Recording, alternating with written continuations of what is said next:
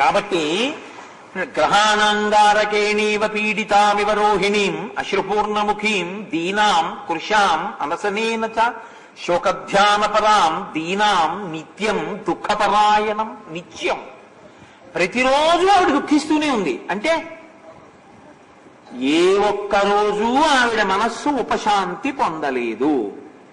ఏ ఒక్కరోజు ఉపశాంతి పొందలేదు అంటే ఉపశాంతి పొందకపోవడానికి ఎదురుగుండా ఉన్నటువంటి వాళ్ళు మాటలు ఉపశాంతి పొందించలేవేమో, వాళ్ళ రూపాలు ఉపశాంతి పొందించలేవేమో, కానీ 10 నెలల నుంచి ఉన్నప్పుడు ఋతువులు మారాయి కదండి. ఋతువులు మారినప్పుడు మరి రామచంద్రమూర్తికి గుహలో కూర్చుంటే ఆకాశం అంతా నల్లగా ఉంది చూడు లక్ష్మణ, మెరుపులు మెరిసే చూడు లక్ష్మణ అని అన్ని చెప్పారు కదా. చెప్పి ఆయన ఆనందం అనుభవించారుగా. మరి సీతమ్మ అనుభవించదా? అంటే ఆవిడ అసలు కళ్ళు తెరిచిన స్థితిలో లేదు. ఆవిడ అంతర్ముఖురాలై రామధ్యానమునందున్నది. కాబట్టి ఇప్పుడు ఆవిడ మనసు రంజిల్లే అవకాశం ఇవ్వగలిగినటువంటి బాహ్య వస్తువు ఆవిడికి లేదు. రెండో కోణంలో ఆలోచించారనుకోండి, ఒక పుష్పించిన చెట్టు కనబడితే రాముడితో ఉంటే ఆ చెట్టు కిందకి వెళ్ళి కూర్చునేదాన్ని. రాముడు లేని ఆ చెట్టు నాకెందుకు? కళ్ళతో చెట్టు ఉందనుకోండి, నా స్వామి ఉంటే నా స్వామికి ఓ పండు పెట్టి ఆయనని నా తొడ మీద పడుకోబెట్టుకుని సేద తీర్చేదాన్ని.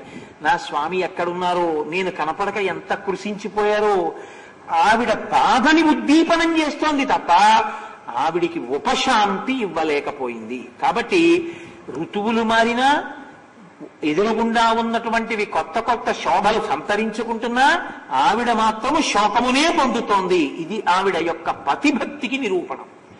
అంటే ఆవిడికి ఎదురుగుండా ఉన్న వస్తువు వలన సంతోషమా, భర్తతో కూడి వస్తువు దగ్గర ఉండడం సంతోషమా?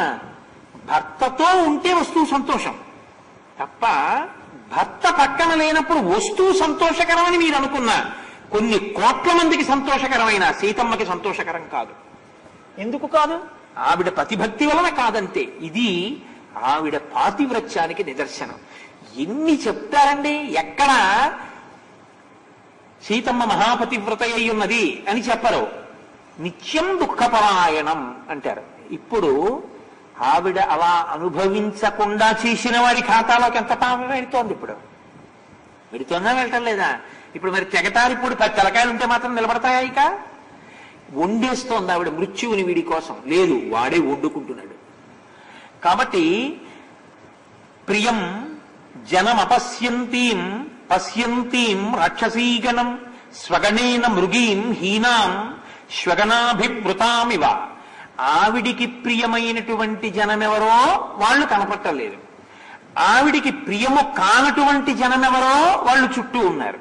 ఇప్పుడు ఆవిడ పరిస్థితి దాని వలన ఎలా ఉంది అంటే, చుట్టూ ఒక్కసారి వేట కుక్కల యొక్క గుంపు చుట్టూ చేరి మధ్యలో ఒక లేడిపిల్ల చిక్కితే ఇక ఆ వేట్ల కుక్కలన్నీ మీద పడి కరిచి కండ పీకేయడమే తరువాయి అన్న స్థితిలో ఎటు తల తిప్పి చూసినా ఇంతంత నోళ్లు తెరిచి నాలుకలతో ఉన్న వేట కుక్కలు నిలబడి ముందు నేను పీకేయడమా అని చూస్తుంటే మధ్యలో ఉన్న లేడి పిల్లకి అసలు ఆలోచన లేక భయం అంతా కళ్ళల్లో ఎలా కనపడుతుందో సీతమ్మ కళ్ళు అంత భయంతో ఉన్నాయి. ఆవిడ ఇంత భయం నిజంగా ఆవిడ పొందిందా? అసలు ఆవిడ భయాలకి భయం ఆవిడ కదండి. అటువంటి ఆవిడ ఇంత భయపడుతోంది. ఇంత భయపెడితే అవతల వ్యక్తి స్థాను అయిపోతే ఈ పాపం నిన్ను కట్టి కొడపదు. మహర్షి ఎంత చమత్కారంగా మాట్లాడతారో చూడండి, ఎంత అద్భుతంగా మాట్లాడతారో చూడండి.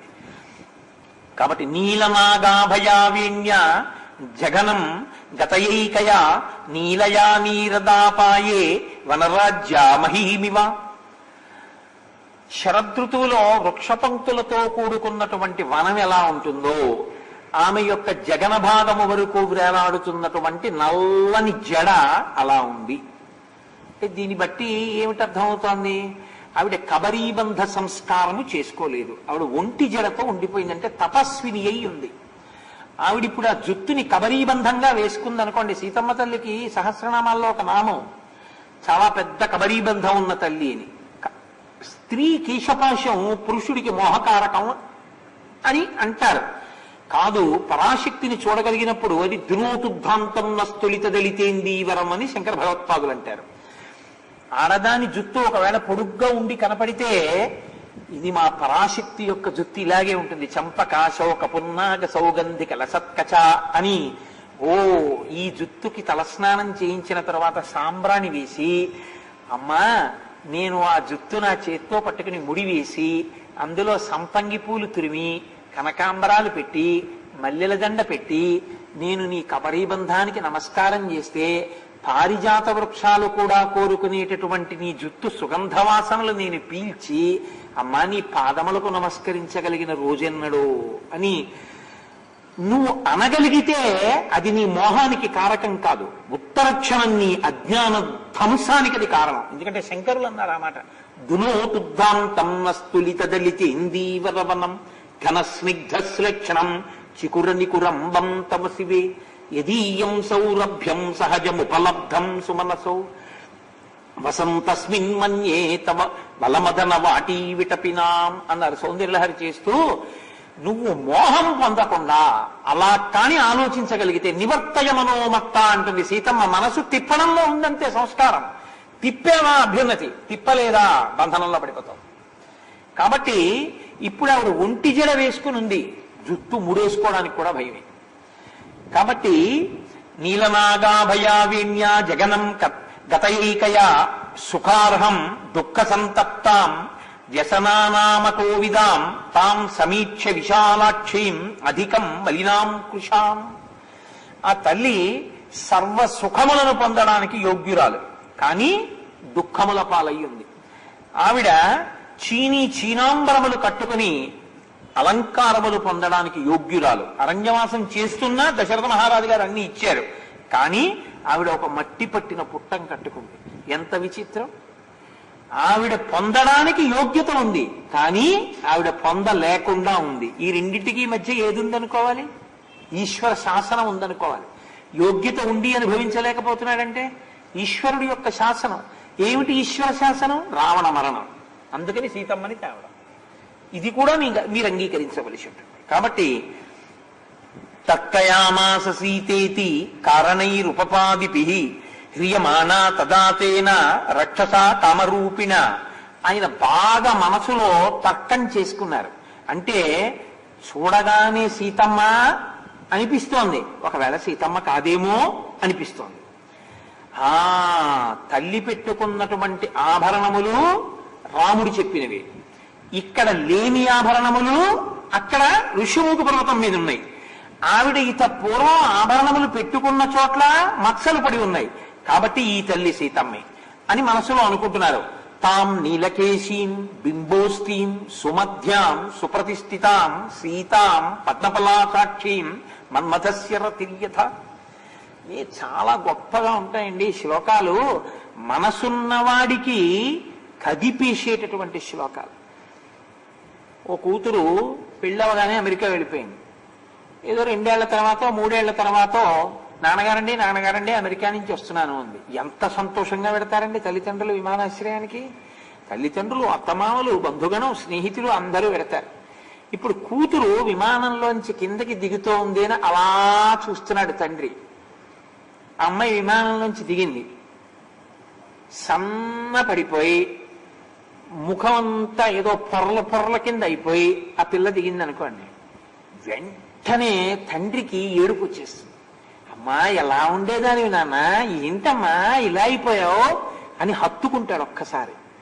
ఆ ఏడుపు ఎందుకు వచ్చింది? ఇలా ఉండేదానివి అమ్మా ఇలా అయిపోయావు ఏమిట్రా ఇప్పుడు అంటే తాను పోల్చి చూసుకుని ఏడుస్తాడు. అలా లేదని బెంగ పెట్టుకుంటాడు తండ్రి. అది తండ్రి హృదయం. ఓ కొడుకు 3 ఏళ్ల తర్వాత అమెరికా నుంచి తిరిగి వచ్చాడు అనుకోండి, అమ్మా అని పరిగెత్తుకుంటూ ఇంటికి వచ్చాడు. చెప్పలేదు అమ్మకి అనారోగ్యం వచ్చిందని. అమ్మ శుష్కించిపోయి ఉంది.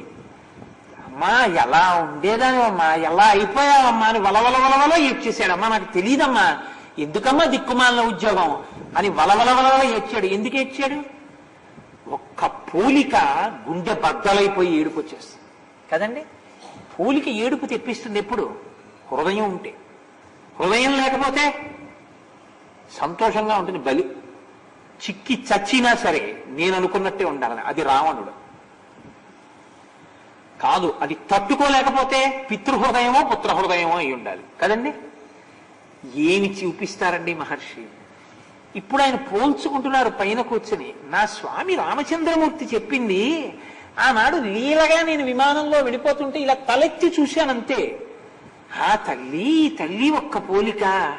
తాం నీలకేసి, ఎటువంటి తల్లి, నల్లటి జుత్తుతో ఆ రోజున ఇన్ని పువ్వులు పెట్టుకుని ఎంత అందంగా ఉంది మా అమ్మ. బింబోస్తీం, ఎర్రటి పెదవి, సుమధ్యాం, సన్నటి నడుము, సువ్యవస్థితాం, చక్కగా కూర్చునేటటువంటి తల్లి. సీతాం, ఈ తల్లి పద్మపలాసాక్షీం, పద్మాల యొక్క రేకుల వంటి కన్నులున్న అమ్మ. సుమధ్యాం, సుప్రతిష్ఠితాం, చక్కగా ఉండవలసిన తల్లి. భూమౌ సుతమమాసీనాం నియతామివ తాపసీం, నిశ్వాస బహుళాం భ్రీరుం భుజగేంద్రవధూమివ. ఈ తల్లి ఇవాళ ఇలా కూర్చుని ఒక ఆడత్రాచుపం తన దగ్గరికి ఎవరో వచ్చేస్తున్నారేమో అని భయపడిపోయి అటు ఇటు భయంతో తిరిగేస్తున్నట్టు ఈవిడ ఎంత భయపడిపోయి ఇటువంటి స్థితిని పొందింది అని బోరున వచ్చేశారు ఆయన. ఇది ఆయన పుత్ర హృదయం.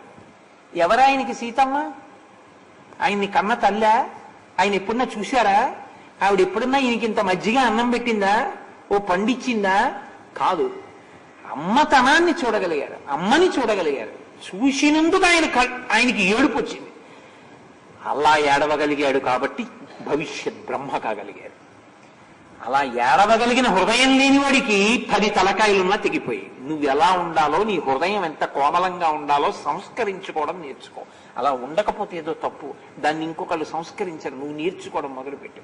కొంచెం మార్చుకో. రకరకాల ఉపమానాలు నీ దృష్టిలోకి తెచ్చుకుని నేను అలా ఉండకూడదు అని నేర్చుకోవడం అలవాటు చేసుకో. ఇది ఈ కోమలత్వం వచ్చిందనుకోండి, పశుత్వం చచ్చిపోతుంది వెంటనే. ఒక తల్లికి తండ్రికి మెరుపు తీగ లాంటి కూతురు పుట్టింది. చాలా బాగా చదువుకుంటాను. తల్లి తండ్రి ఎన్ని ఆశలు పెట్టుకుంటారు. ఇంత చక్కటి పిల్లనిచ్చాడు ఈశ్వరుడు, ఇంత బాగా చదువుకుంటోంది, దీన్ని అలా వాళ్ళకిద్దాం, లేకపోతే ఇలా వీళ్ళకిచ్చి చేద్దామా, నా తల్లి ఎంత వృద్ధిలోకి వస్తుందో, నాకు మంచి మనవలు పుడతారు, నా మనవల్ని పక్కలో పడుకోబెట్టుకుని నేను కథలు చెప్పుకుంటూ సంతోషిస్తాను. ఇన్ని కోరికలతో తండ్రి ఉంటే, అందంగా పుట్టింది కాబట్టి వశురాలైతే నాకవ్వాలి, లేకపోతే ఈ అందం ఉండకూడదు, యాసిడ్ పోస్తానన్నవాడిది ఎంత రాక్షస సంస్కృతి. అది మీరు మార్చడం కుదరదు. ప్రతి కాలేజీలో ప్రతి విద్యార్థి పక్కన 2 పోలీసుల్ని పెట్టినా మీరు ఆ సంఘటన జరగకుండా చేయలేరు. మనసులు మారాలి. మనసు మారి ఇది రాక్షసత్వం, అందంగా ఉన్నది నాది కావాలని నేను కోరకూడదు, తప్పది. ఆమె అభ్యున్నతిని కోరుకునే వాళ్ళు ఉన్నారు. వాళ్ళు కోరుకునే వాళ్ళలోకి నేను యోగ్యతను పొందిన వాడిని కావాలి. అది గొప్పతనం.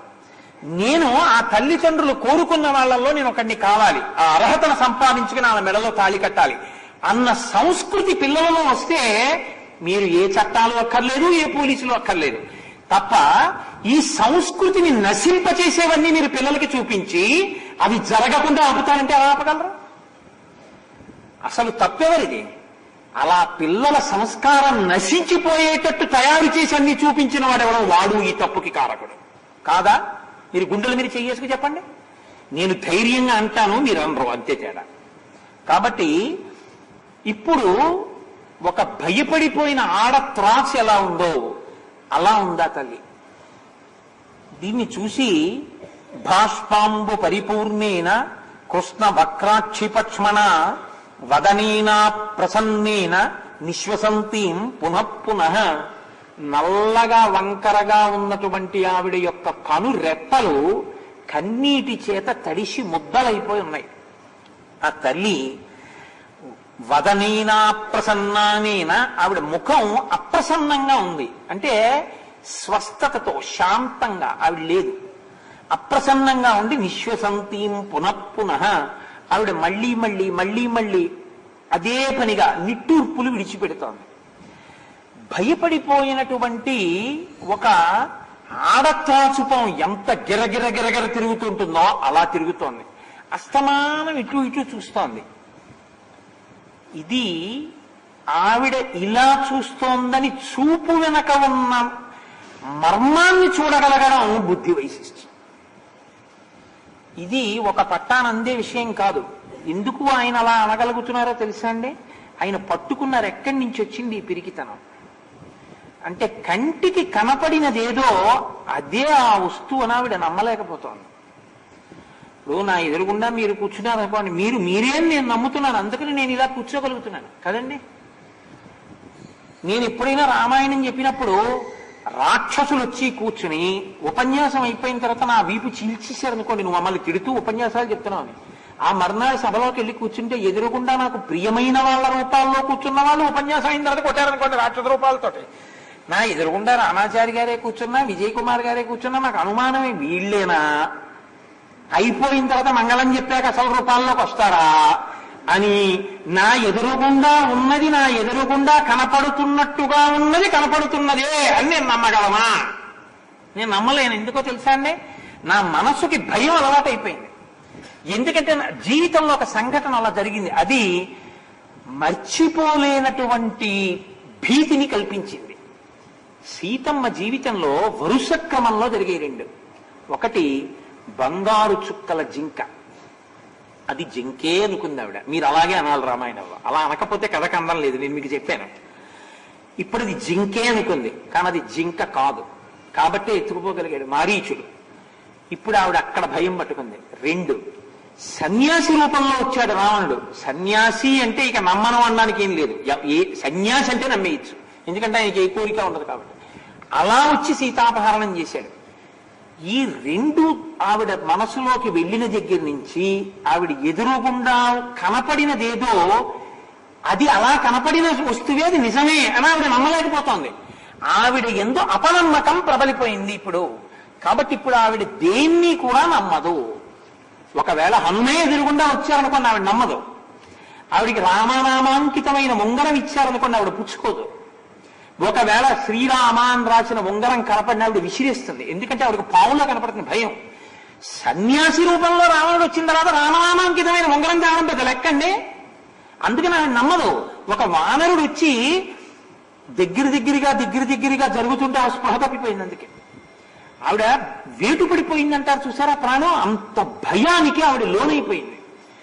ఆవిడిప్పుడు చాలా భయపడి ఉంది. కాబట్టి ఈవిడిని అసలు నమ్మేటట్టుగా మాట్లాడడం ఎలా? నేను అందుకే మీతో అంటా, రామాయణం ఒక మనస్తత్వ శాస్త్రం అని. చూడండి, మనస్తత్వ శాస్త్రవేత్తలు ఏముందో చాలా ఒక భయానికి లోనైపోయారు, ఒక హఠాత్ పరిణామం వల్ల అలా అయిపోయారు. క్రమక్రమంగా మళ్ళీ స్పృహలోకి వస్తారు. జ్ఞాపకం రావడానికి కొంత సమయం పడుతుంది, ఆ భయం పోవడానికి కొంత సమయం పడుతుంది. నేను చదువుకునే రోజుల్లో నా స్నేహితుడికి ఒకరికి అలా జరిగింది. అతను ఒక రాత్రి వేళ వస్తుంటే విశాఖపట్నంలో మంచి సైక్లోన్, ప్రసాద్కి నరయూత ముఖ్యం శ్రీరామదూతం శిరసానమామి. అందుకే పెద్దలు ఎప్పుడు ఏమంటారో తెలుసా అండి, పిల్లల్ని తప్పకుండా హనుమ పూజ చేయించండి అంటారు. పెద్దవాళ్ల మాట అలా ఉంచండి. పిల్లలు తప్పకుండా ప్రదక్షిణం చేయవలసింది, పిల్లలు తప్పకుండా పూజ చేయవలసింది ఎవరినో తెలుసా అండి? హనుమత్ పూజ తప్పకుండా చెయ్యాలి. ఎందుకో తెలుసా? ఒక్కటే కారణం. మీకు ఒక శ్లోకం ఉంది, హనుమని సేవిస్తే ఏమొస్తుంది అని. బుద్ధిర్ యశో బలం ధైర్యం నిర్భయత్వం అరోగత అజాడ్యం అనో మాట. అజాడ్యం అంటే జాడ్యం లేకపోవడం, జాడ్యం లేకపోవడం అంటే మిగిలినవి తెలుస్తాయి. బుద్ధి, యశస్సు, బలము, ఆరోగ్యము, అరోగత అంటే రోగం లేకపోవడం, అజాడ్యత అంటే జాడ్యం లేకపోవడం. అంటే ఏమిటి వస్తుంది హనుమని పూజిస్తే? అంటే లోకంలో రెండు రకాలుగా ఉంటుంది, జడము చిత్తు అని. జడము అంటే ప్రతిస్పందన లేకుండా ఉండేది అని. చిత్ అంటే చైతన్యముతో కూడి ఉండేది, ప్రతిస్పందిస్తుంది, చాలా చురుగ్గా ఉంటుంది. చురుగ్గా ఉండి ప్రతిదీ పట్టుకుంటుంటుంది, పట్టుకుని ప్రతిస్పందిస్తుంది. నేను ఇలా ఉంటాను, ఇది విన్నాను కాబట్టి ఇంక ఇలా ఉండను అంటే చైతన్యం చిత్. ఎన్ని చెప్పనివ్వండి, ఎన్ని వినివ్వండి, ఏమీ మార్పు ఉండదు. దాన్ని జడం అంటారు. యథార్థానికి జడం అంటే ఏంటంటే ఇది జడం అంటారు. అంటే కరెంట్ లేకపోతే అనుకోండి, ఇప్పుడు కరెంట్ ప్రసారం వల్ల, విద్యుత్ ప్రసారం వల్ల నా మాటని గట్టిగా చేయగలుగుతాను. లేదా నేను దీన్ని కాలుతో తన్నాను అనుకోండి, అది లేచి నన్ను అన్నది. ఎందుకంటే అది జడం, అది దానికి ప్రతిస్పందన ఏమి ఉండదు. దానికి ఒక దండ వేసాను అనుకోండి, రోజు కోటేశ్వరరావుకి ఏంటంటే దండలు వేసేది. పాపం ఆయన ఏమో మాట్లాడింది ఇంత గట్టిగా అక్కడ వరకు వినపడేటట్టు చేస్తారు, ఆ రెండింటికి కూడా దండలు వేయండి అన్నారు అనుకోండి. ఇప్పుడు ఈ రెండింటికి దండలు వేశారనుకోండి, అవేం కళ్ళకద్దుకో పక్కనెట్టాం. ఎందుకంటే వాటికి దండే వేశారో ఇంకోటే వేశారో అవేం పట్టించుకో.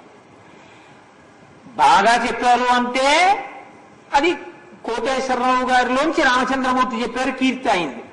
అదే ఆయన ఏం చెప్పారండి అంటే ఇంకా బాగా తెలుసుకోవలసిన అవసరం ఉంది, ఆయన ఇంకా చెప్పలేకపోతున్నారన్న అపకీర్తి నాది. కానీ రెండూ లేనివి కదండి. ఉపన్యాసంలో వీటికి భాగం ఉన్నా వీటికి ఆ గొడవ ఏం లేదు. ఎందుకంటే వీటికి దండా వేరు, వీటిని దెబ్బలాడడం ఆడరు. ఇవి జడాలు, నేను చైతన్యం. అజాడ్యం అంటే ఏమిటో తెలుసా అండి? జడము నుంచి వచ్చేది జాడ్యం, చిత్తు నుంచి వచ్చేది చైతన్యం. దీనికి పేరేమిటో తెలుసా అండి? వేదాంతంలో చిత్ జడ గ్రంథి అని పేరు. గ్రంథి అంటే ముడి. చిత్తుని జడాన్ని ముడేస్తాడు ఈశ్వరుడు. ఈశ్వరుడు ఈ రెండిటిని ముడి వేస్తే చిజ్జడ గ్రంథి అంటారు. చిత్తు దీంట్లోంచి విడిచిపెడితే జడం, చిత్తు ఉంటే జడము చిత్తుగా తిరుగుతూ ఉంటుంది. ఇందులో ప్రాణం ఉందనుకోండి, చైతన్యం ఉందనుకోండి, అమ్మవారు తిరుగుతుంది అనుకోండి, పరాశక్తి ఉన్నంతసేపు ఇందులో ఉంటాయి కొన్ని. ఏది? యాదేవి సర్వభూతేషు క్షుధారూపేణ సంస్థిత నమస్తస్యై నమస్తస్యై నమస్తస్యై నమో నమః. ఆకలి రూపంలో ఉండి ఆకలేస్తోందంటుంది, ప్రతిస్పందించింది. యాదేవి సర్వభూతేషు నిద్రారూపేణ సంస్థిత నమస్తస్యై నమస్తస్యై నమస్తస్యై నమో నమః. ఆవిడ నిద్రారూపంలో ఉండి అలిసిపోయావు పడుకో ఉంటుంది, ప్రతిస్పందిస్తుంది. జడమంటే చిత్తును మర్చిపోయి జడంగా బతికేవాడు. అరే మనకి ఇందులో చైతన్యం ఉందిరా, దీని వలన మనం ఉన్నతిని పొందాలి, మనం తెలుసుకోవాలి, ప్రతిస్పందించాలి, మనం మారాలి, మనం ఇది చెయ్యాలి అని ఉత్సాహం లేకుండా, ఎప్పుడూ ఏది చేద్దామన్న సంతోషం లేకుండా, అలసత్వంతో, దేని వలన ఏ ప్రయోజనము ఉండదో, దేని వలన ఏ ఒక్క అడుగు తాను పైకెక్కలేడో అటువంటివన్నీ చేస్తూ కాలాన్ని గడిపేవాడిని జనమని పిలుస్తారు. చూడండి, కొంతమంది ఏం తోచట్లేదు ఒక కప్పు కాఫీ పట్టరాంటారు. ఏమీ తోచకపోతే కాఫీ ఎందుకు? తోచంది మనసుకి, కడుపుకి ఎందుకు అంటే ఒక అయోమయావస్థ. ఏం తోచట్లేదు అలా కోట ఎదరారండి పోవడం అంటారు. మధ్యలో వాడింగ్లు ఎందుకు నీకు అంటే ఒకవేళ రామాయణం చదువుకుంటుంటే వాడిని బాడి చేయడు. ఏమీ తోచకపోతే కోటేశ్వరం ఇల్లు ఏంటి? ఏం తోచట్లేదు అలా మెయిన్ రోడ్లో పోదాండి అంటారు. ఎందుకు? లేని ట్రాఫిక్ సృష్టించడం నువ్వు అంటే. ఏది పనికి రాదో అవి చేస్తుంటాడు. ఏమీ తోచట్లేదంటాడు. తోచకపోవడం ఏంటి? ప్రపంచంలో ఉన్న వ్యాఖ్యానాల్లో 10 చదవడానికి జీవితం సరిపోలేదని ఏడ్చారు మహానుభావులందరూ.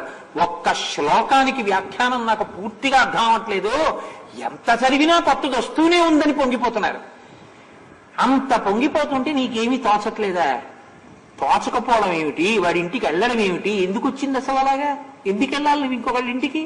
నీ ఇంట్లో నువ్వు కూర్చుని నువ్వు పుస్తకం చదువుకోలేవా? ధ్యానం చేసుకోలేవా? విష్ణు సహస్రం చదువుకోలేవా? లక్ష్మీ అష్టోత్తరం చదువుకోలేవా? ఎప్పుడు చూసినా ఇలా ఇలా మారుస్తుండనో చూడనో ఏమిటి అభ్యున్నతి నీకు? ఏమీ ఉండదు.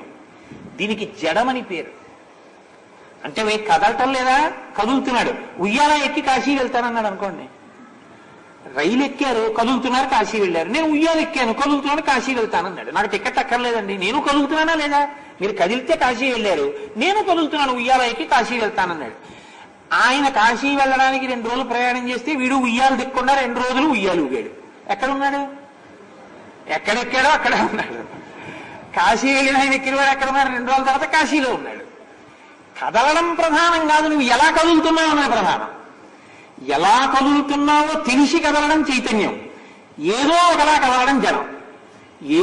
ఏదో ఒకలా కదలడం కాదు, కదిలేటప్పుడు బహుపరాకుతో కదిలి లోకోపకారం చేస్తూ, ఉపకారం చెయ్యడంలో విశ్రాంతి లేకుండా ఉపకారం చేస్తూ, తనకన్న కోరిక లేకుండా గొప్ప బుద్ధి వైభవంతో అవతల వాళ్ళని ఇలా చూస్తే పట్టుకోగలిగినంతగా డ్రిల్ చేయగలిగినటువంటి, అంత గొప్పగా ఆలోచించగలిగిన శక్తి నీ బుద్ధికి నువ్వు ఇవ్వగలిగితే దానికి తగినట్టు ప్రతిస్పందించి ప్రతివ్యూహ రచన చేసి ఉపకరించగలిగితే నువ్వు రాశీభూత చైతన్యం అని గుర్తు.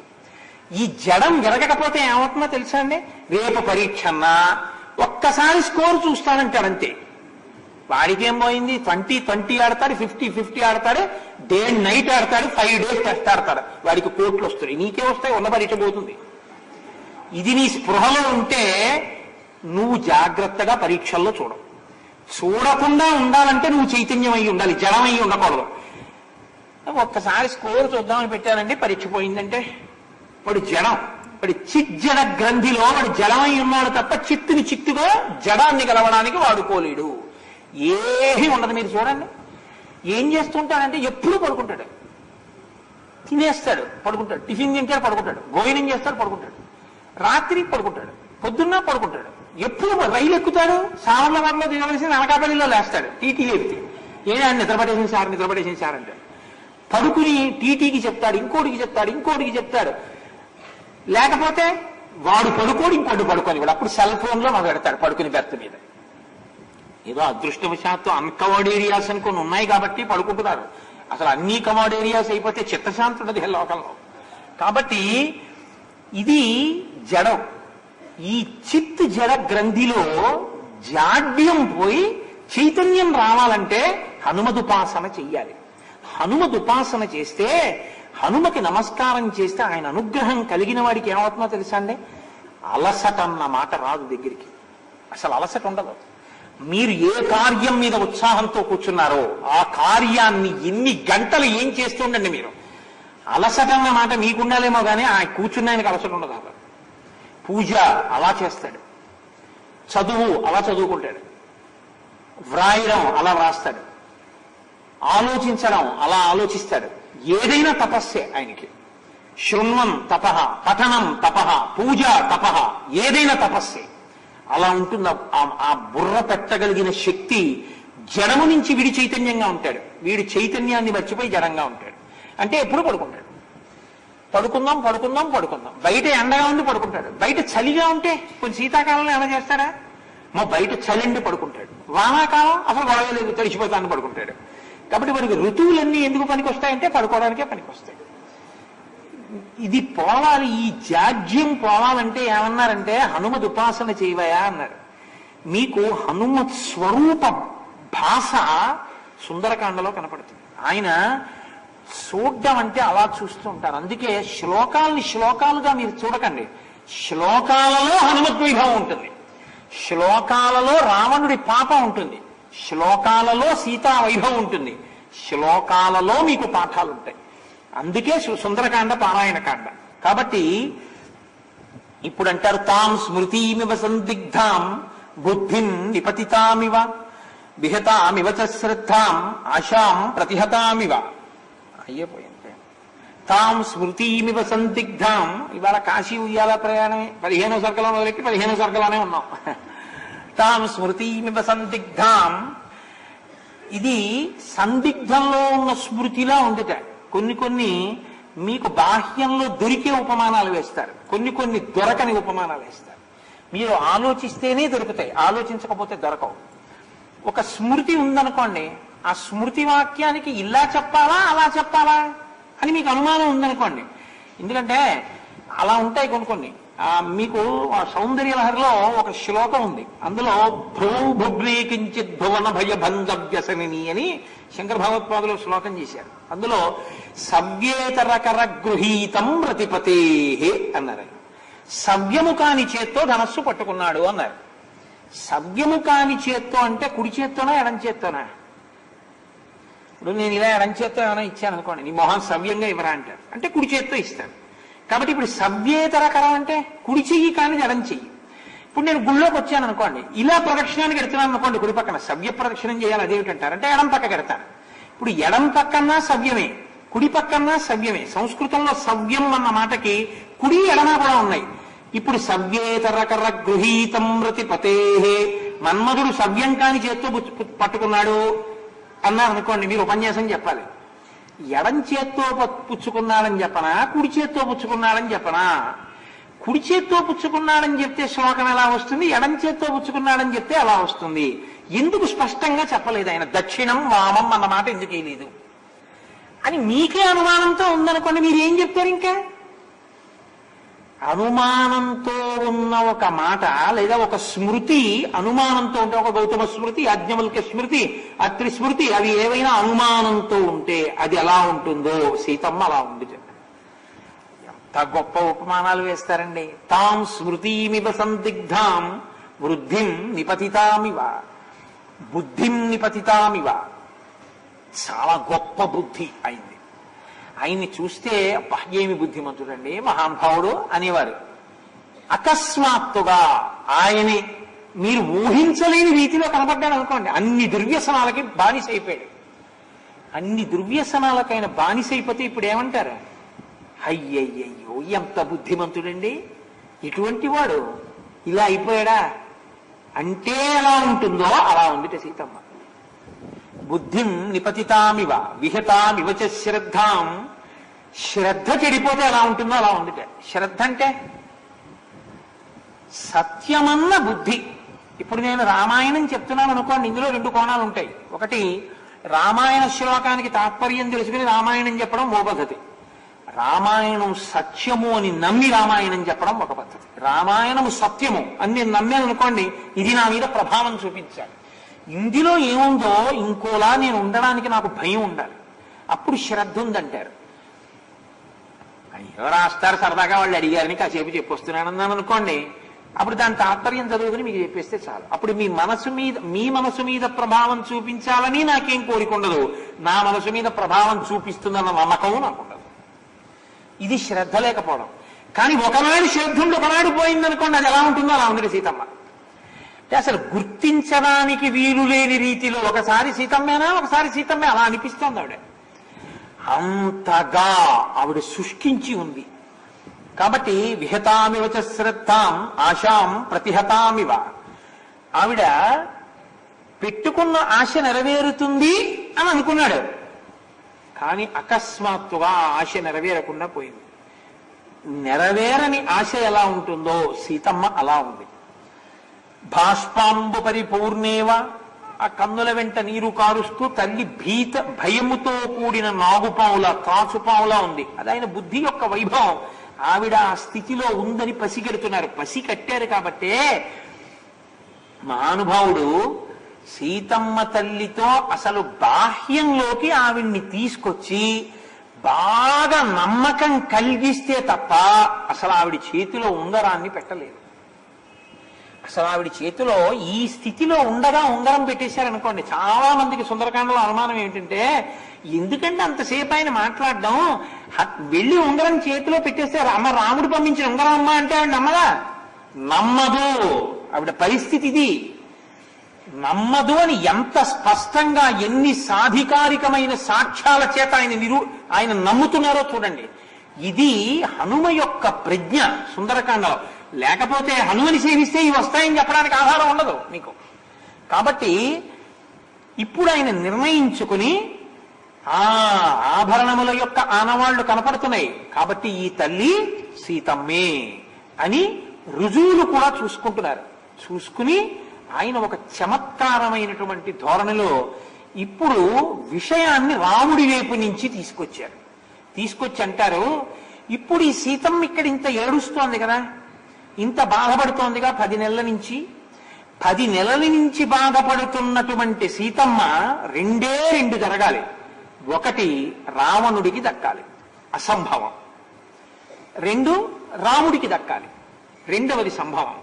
రాముడికి దక్కుతుంది. రాముడికి దక్కితే ఈవిడ ఇక్కడికి వచ్చినందువల్ల రాముడు ఎన్ని రకాలుగా బాధపడుతుండాలి. సీతమ్మ కనపట్టలేదని బాధపడడం ఎలా ఉంటుందంటే, ఉంగరం కనపడలేదని కూడా బాధపడతారు కదండి. ఇప్పుడు నా ఉంగరం ఏదో 2 రోజులు కనపడలేదు అనుకోండి, అయ్యో ఉంగరం ఎక్కడికి పోయిందో ఏమిటో అని హరిప్రసాద్ గారి వేదిక మీద ఏమైనా పడిపోయిందేమో, కొంచెం ఎవరినన్నా పిలిచి చూడమందరు అని ఇంటికి వెళ్ళి ఫోన్ చేసి ఆ తర్వాత ఎక్కడికి వెళ్ళి వచ్చాను అంటే, మీరు అంతా నాన్నగారండి ఎప్పుడు ఇంతేనండి, ఆబ్సెంట్ మైండెడ్ అండి మీరు అని మా అమ్మాయిని ఏవో రకరకాలుగా ఆలోచనలు చేస్తాం కదా.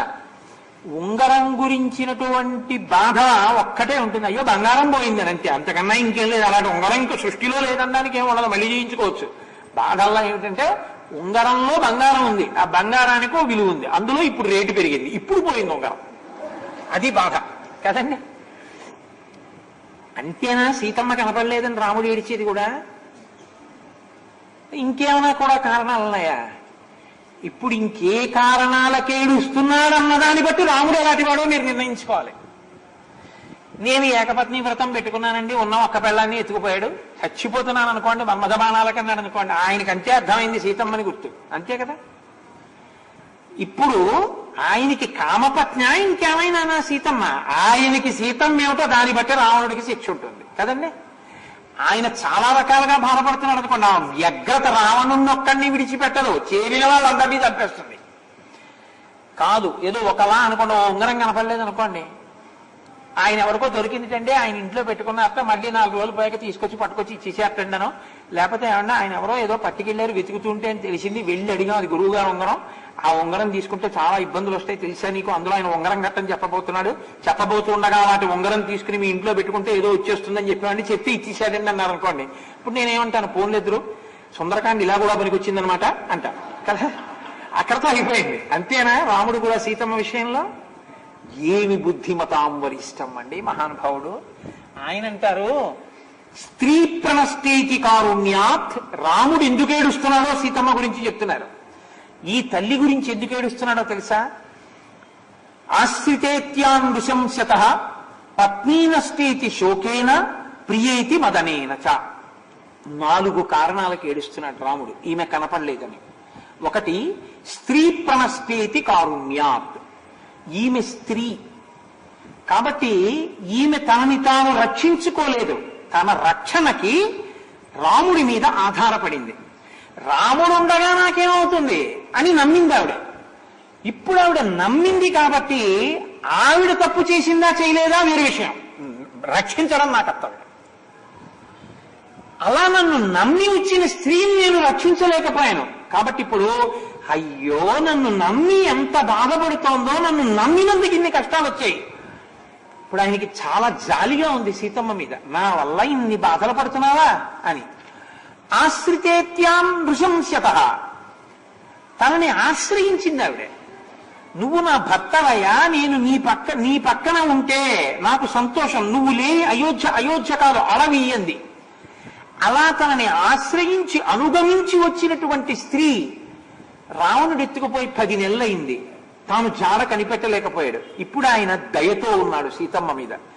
పత్నీ నష్టేతి శోకేన, ఇప్పుడు ఆయన భార్య పక్కన కూర్చుంటే తప్ప చెయ్యడానికి వీలు లేని కార్యాలు ఏమున్నాయో అవి చెయ్యడానికి వీలు లేని స్థితి వచ్చింది. ఎందుకంటే పత్ని పక్కన ఉండాలి, ఆ పత్ని లేదు కాబట్టి ఆయన శోకిస్తున్నాడు. ప్రియేతి మదనేనచ, ఆయనకి మన్మథమానం పడితే ఒక స్త్రీ కాదు కావలసింది, కేవలము ఆయన ప్రియపత్ని కావాలి. ఆయన ప్రియం, ఆయన మనస్సు ఎవరి వలన రంజిల్లుతుంది? ఆయన మనసు మన్మథపరంగా పొంగేది ఒక్క సీతమ్మ విషయంలోనే. ఇది ఆయన ఏకపత్ని వ్రతం.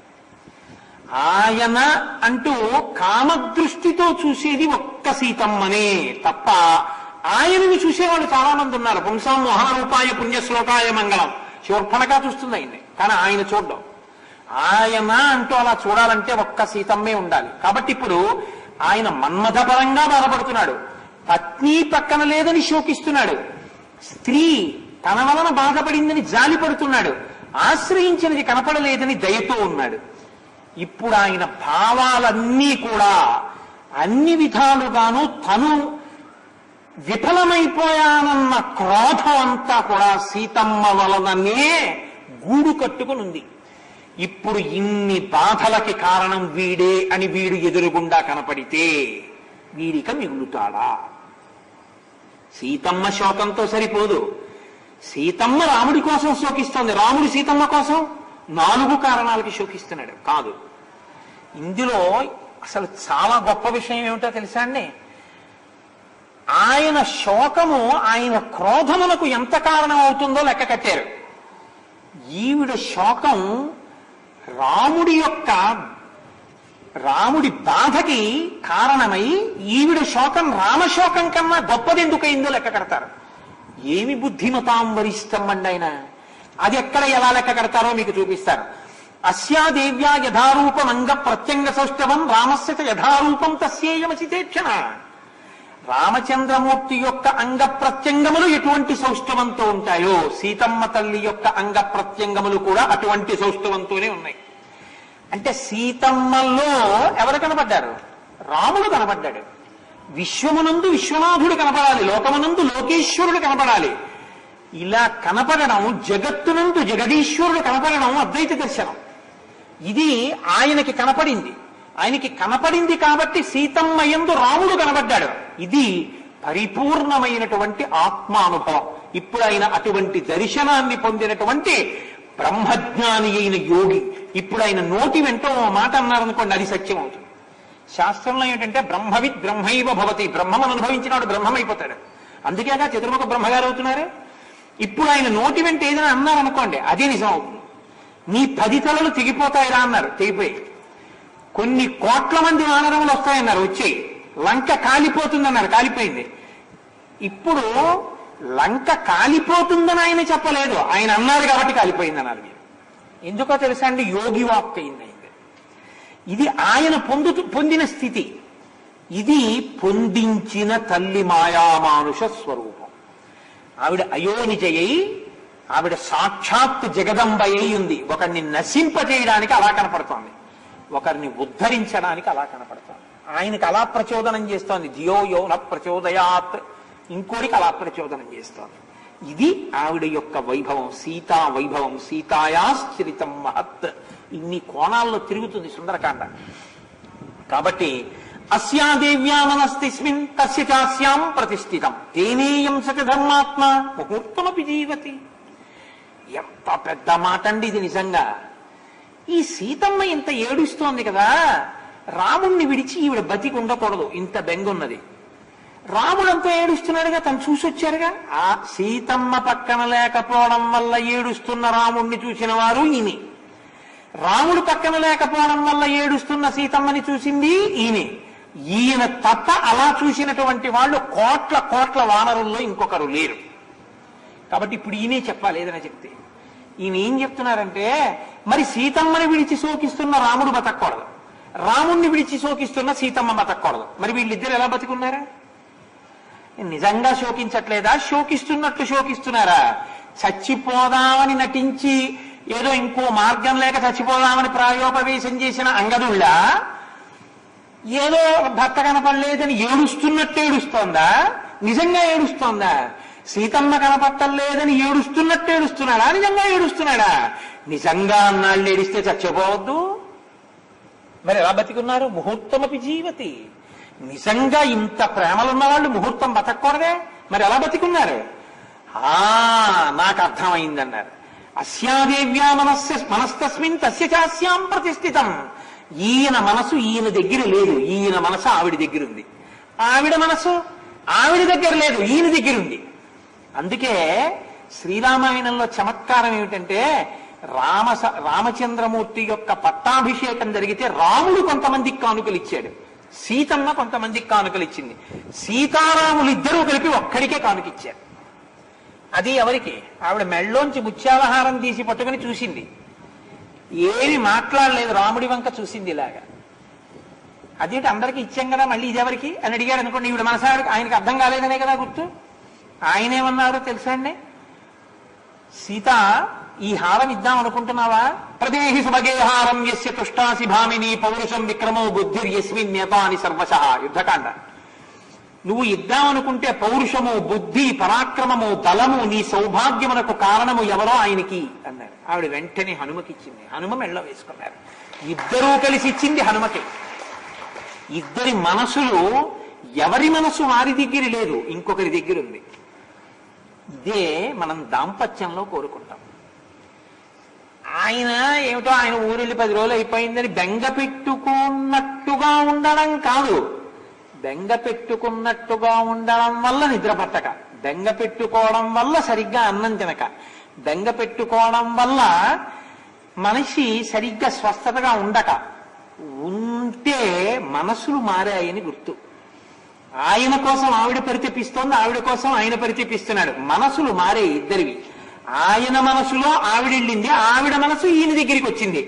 ఇది జరగాలని మనం కోరుకుంటాం. సనాతన ధర్మంలో పెళ్లి చేస్తే జీలకర్ర బెల్లం పెట్టిస్తే జీలకర్ర బెల్లం పెట్టడం ముహూర్తమా, ఇద్దరూ చూసుకోవడం ముహూర్తమా? సుముహూర్తానికి జీలకర్ర బెల్లం పెట్టండి అంటారు. సుముహూర్తానికి జీలకర్ర బెల్లం పెట్టడం ముహూర్తం కాదు, చూసుకోవడమే ముహూర్తం. చూసుకోవడం ముహూర్తం కాబట్టి తెరపెట్టారు. జీలకర్ర బెల్లం పెట్టుకోవడం సుముహూర్తం అయితే తెరక్కర్లేదు. ఆ ముహూర్తానికి జీలకర్ర బెల్లం పెట్టిస్తే చాలు. మంత్రం ఎలా నడిచిందంటే ఒకరినొకరు చూసుకోవడం సుముహూర్తం. సుముహూర్తం చూసుకోవడానికి అయిన తర్వాత వెంటనే అడుగుతాడు వరుడు, ఈమె నా ఇంట ప్రవేశించిన తరువాత ఇదిగో ఏదో పశువులు బాగుండాలి, అవి బాగుండాలి, ఇవి బాగుండాలి అన్నీ అడుగుతాడు. అడిగిన తరువాత అప్పుడు జీలకర్ర బెల్లం పెట్టిస్తారు. ఎందుకు పెట్టిస్తారో తెలుసా అండి? నీ బాధ నా బాధ, నీ సుఖం నా సుఖం, నాకు సుఖం నీకు దుఃఖం, నీకు దుఃఖం నాకు సుఖం, ఈ రెండు లేవు. ఆయన బాధపడితే ఆవిడ బాధపడుతుంది, ఆవిడ సంతోషపడితే ఆయన సంతోషపడతాడు, ఆయన సంతోషపడితే ఆవిడ సంతోషపడుతుంది. అంతేగాని ఆయన సంతోషంగా ఉండడం ఈవిడ దుఃఖంగా ఉండడం అలా ఉండవు. ఇది ఏకీకృతం అవడానికి జీలకర్రని బెల్లాన్ని కలిపి నూరితే ధనాత్మక విద్యుత్తు పుడుతుంది. అది మూర్ధన్య స్థానముల మీద పెట్టిస్తే ఒకరికొరకొకరు త్యాగం చేస్తారు. త్యాగం చేసి ఒకటవుతాయి మనసులు. ఆయనకి వెల్లుల్లిపాయ వేస్తే పప్పు పులుసు ఇష్టం, ఈవిడికి వెల్లుల్లిపాయ లేకపోతే ఇష్టం. ఇప్పుడు ఆవిడ రెండు పప్పు పులుసులు వండుతుంది, లేదా వెల్లుల్లిపాయ పప్పు పులుసే వండి తేట ఆవిడ పోసుకుంది. ఏమి నువ్వు వెల్లుల్లిపాయ లేకుండా పెట్టుకోకపోయావా అంటాడు. మీరు తిందురు, మీ బాగుందా బాగుందా అంటుంది. మీరు చూడండి, లోకంలో ఇది ఇద్దరే అడుగుతారు. హోటల్ వాడు అలా అడగడు, బాగుందా అండి పప్పు అని ఏమి అడగడు. వాడు 30 రూపాయలు ఇచ్చేది కాదు వాడికి. మీరు తింటే వాడికి అడగాలి, తినకపోతే అడగాలి. లేకపోతే సత్రంలోనూ అక్కడ అన్ని బాగున్నాయండి, అన్ని బాగున్నాయండి వాళ్ళు ఏమి అడగరు మిమ్మల్ని. మీరు కడుపు నిండా తిన్నారా లేదా అంతే వాళ్ళకి కావచ్చు. కడుపు నిండా తిన్నారా అన్నది కూడా కొంచెం అనుమానం అనుకోండి. మేము పెట్టేశామనుకుంటే వాళ్ళకి చాలు, అది అన్నదానం అయిపోయింది ఇప్పుడు ఈ రోజుల్లో. కానీ భార్య తల్లి వడ్డిస్తే ఓ మాట అడుగుతారు, ఏమంటే బాగుందా, ఏమంటే బాగుందా అంటారు. చాలా బాగుంది అని మీరు ఊరుకున్నారు అనుకో, నేను రెండో మాట వేసుకోలేదే, రెండో మాట వేసుకోలేదే, రెండో మాట వేసుకోలేదే అంటారు. ఎందుకనాలి? మీరు సరిగ్గా తినలేదు, ఇవాళ ఏం కూర బాగులేదా, ఏమన్నా తేడా వచ్చిందా అంటే చస్తారా. ఆఖరికి లేదులే ఇవాళ ఏమైందంటే ఏమిటో అంత బాగా రుచి రాలేదు, నేను చాలా జాగ్రత్తగా చేశాను, ఎండాకాలం కదా దిక్కుమాలిన వంకాయలు ఎంత జాగ్రత్తగా చేసినా బాగుండవు, ఇవాళ బాగుంటుంది మీరు కడుపు నిండా తింటారనుకున్నాను, ఆ బీరకాయన్నా ఉండవలసిన వంకాయ ఉందని పీకేసుకుంటుంది ఆవిడే. ఎందుకని? వండేసేయడం ఆవిడికి తృప్తి కాదు. మీరు అబ్బా ఏమి వంకాయ కూర అన్నారనుకోండి, ఆవిడికి గజారోహణం. ఆడది ఇంకంతకన్నా కోరుకునేది ఏమి ఉండదు. భర్త తృప్తి ఆవిడికి సమస్తం. నేను అందుకే అంటుంటాను, ఎవరన్నారో కానీ అది ఎక్కడన్నారు ఎవరన్నారో అన్నది వదిలేయండి. ఆవిడికి తృప్తి ఏమిటంటే మగడు మెచ్చిన చాల కాపురంలోన మొగలిపూలా గాలి ముత్యాలవాన.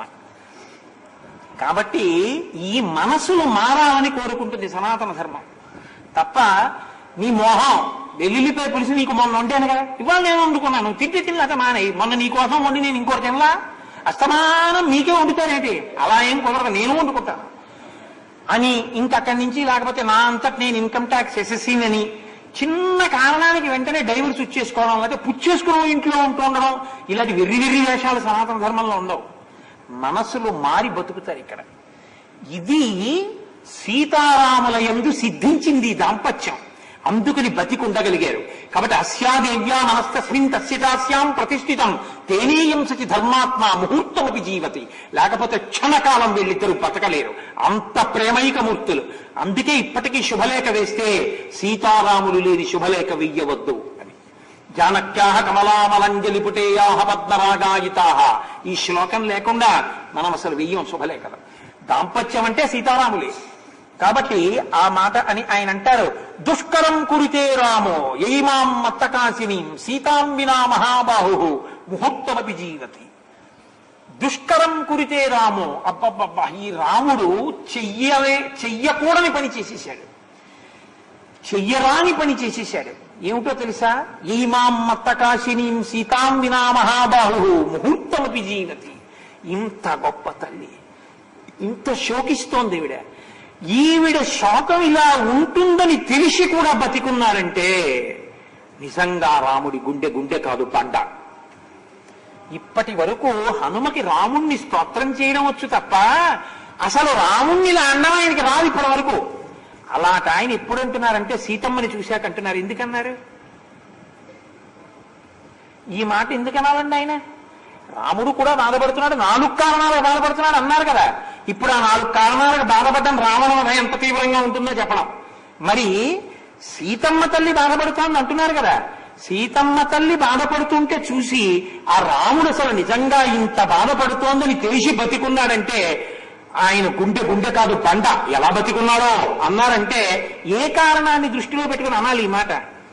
ఆవిడ చాలా పతివ్రత కాబట్టి, రాముడి గురించి ఇంత ప్రేమగా ఉంది కాబట్టి, ఇంత ప్రేమ కలిగినటువంటి భార్యని విడిచిపెట్టి కూడా బతికున్నాడంటే ఆయన ఎంత బండ అయినటువంటి గుండె ఉన్నవాడు అంటే ఈవిడకున్నంత ప్రేమ ఆయనకి లేదని మీరు అన్నట్లు గుర్తు. అదే ఆయన ఉద్దేశం, హనుమ యొక్క ఉద్దేశం అది కాదు.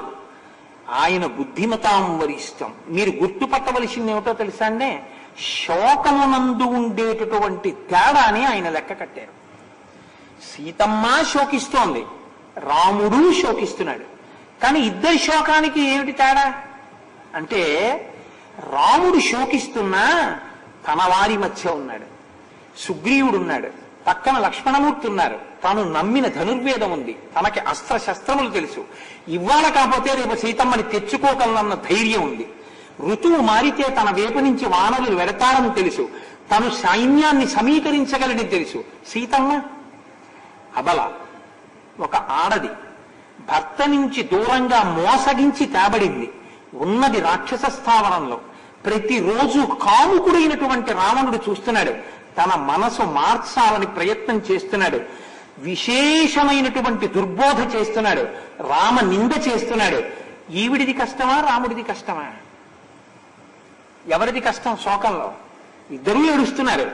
కానీ ఏడవడంలో ఎవరు శోకించడంలో చాలా భయంతో కూడి ఎక్కువ శోకంతో ఏడుస్తున్న వాళ్ళు ఎవరు? ఈవిడ కష్టం ఎక్కువ ఏడిచేటప్పుడు. ఈవిడ కష్టంతో పోలిస్తే ఆయన కష్టం తక్కువ. ఇంత ఎక్కువ కష్టంలో ఆవిడ ఉండి ఉంటుందని ఊహించలేనంత అమాయకుడా రాముడు కాడే. 10 నెలల నుంచి రావణుని యొక్క బంధనంలో ఆవిడ ఉంది అంటే తన భార్య మనసు మారదు, తన గురించే అలమటిస్తోందని తెలుసు, కొన ఊపిరి వరకు తననే నమ్మి బతుకుతుందని తెలుసు. రావణుడు కాముకుడయ్యి అనకూడని మాటలు అంటూ ఉంటాడని తెలుసు, రాక్షస స్థావరం మధ్యలో ఉండిపోయిందని తెలిసి తాను లక్ష్మణుడితో ఉన్నాడు, సుగ్రీవుడి దగ్గర ఉన్నాడు, వానరుల మధ్యలో ఉన్నాడు, తనకి అస్త్రశస్త్రాలు తెలుసు. తను శోకిస్తూ ఉండడం వేరు, ఈవిడ శోకం వేరు. తను శోకిస్తూ ఈవిడ శోకం యొక్క వ్యగ్రతని తెలిసి కూడా తాను నిగ్రహించుకోగలిగాడంటే అయ్య బాబోయ్, అలా తట్టుకోగలిగిన శక్తి సామాన్యమైన గుండె కాదది, బండ. లేకపోతే ఇంకోడైతే తన భార్య ఇలా ఉంటుందనుకుంటే పగిలిపోతుంది. ఇటువంటి ప్రేమైకమూర్తి గురించి శోకమునందు ఉండేటటువంటి తారతమ్యాన్ని లెక్క కట్టినప్పుడు ఆవిడ పడుతున్న బాధ ఊహించినంత మాత్రం చేత ఎవరి గుండె అయినా వ్రక్కలైపోతుందన్నారంటే హనుమ. అందుకే పరాశర భట్టర్లు శ్రీగుణరత్న కోశం చేస్తే, అమ్మా నువ్వు ఏ అవతారమైనా స్వీకరించు కానీ ఇంకా ఎప్పుడు సీతమ్మగా మాత్రం రావద్దు. ఏమవుతుంది రావణుడు బతికుంటే? మమ్మల్ని కొడతాడు, మమ్మల్ని చంపుతాడు. అయినా కొట్టి చంపేసేంత యజ్ఞాలు యాగాలు ఇప్పుడు మేమేం చేయట్లేదు. రావణుడు అక్కర్లేదు, ఇప్పుడు మాకు చాలా మంది ఉన్నారు వద్దని వాళ్ళు, అప్పుడు ఒక్కడే. కాబట్టి మా జోలికి వచ్చేవాడు ఎవరు? వచ్చి కొడితే కొడతాం, అదే తేలిక.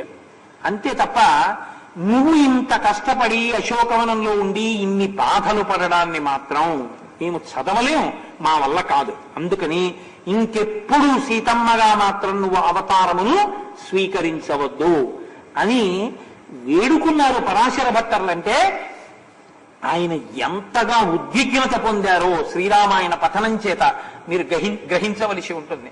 కాబట్టి ఆయన అంటారు, సుముహూర్తమివధ్యాత్వా భాష్ప పర్యాకులేక్షణ సీతామాశ్రిత్య తేజస్వీ హనుమాన్ విలలాప. సుందరకాండని ఎక్కడ పడితే అక్కడ ఆపడం కుదరదు, అలా ఆపకూడదు. సుందరకాండని ఏదో ఒక మంగళప్రదమైన ఘట్టం దగ్గరికి వెడితే తప్ప ఆపడం కుదరదు.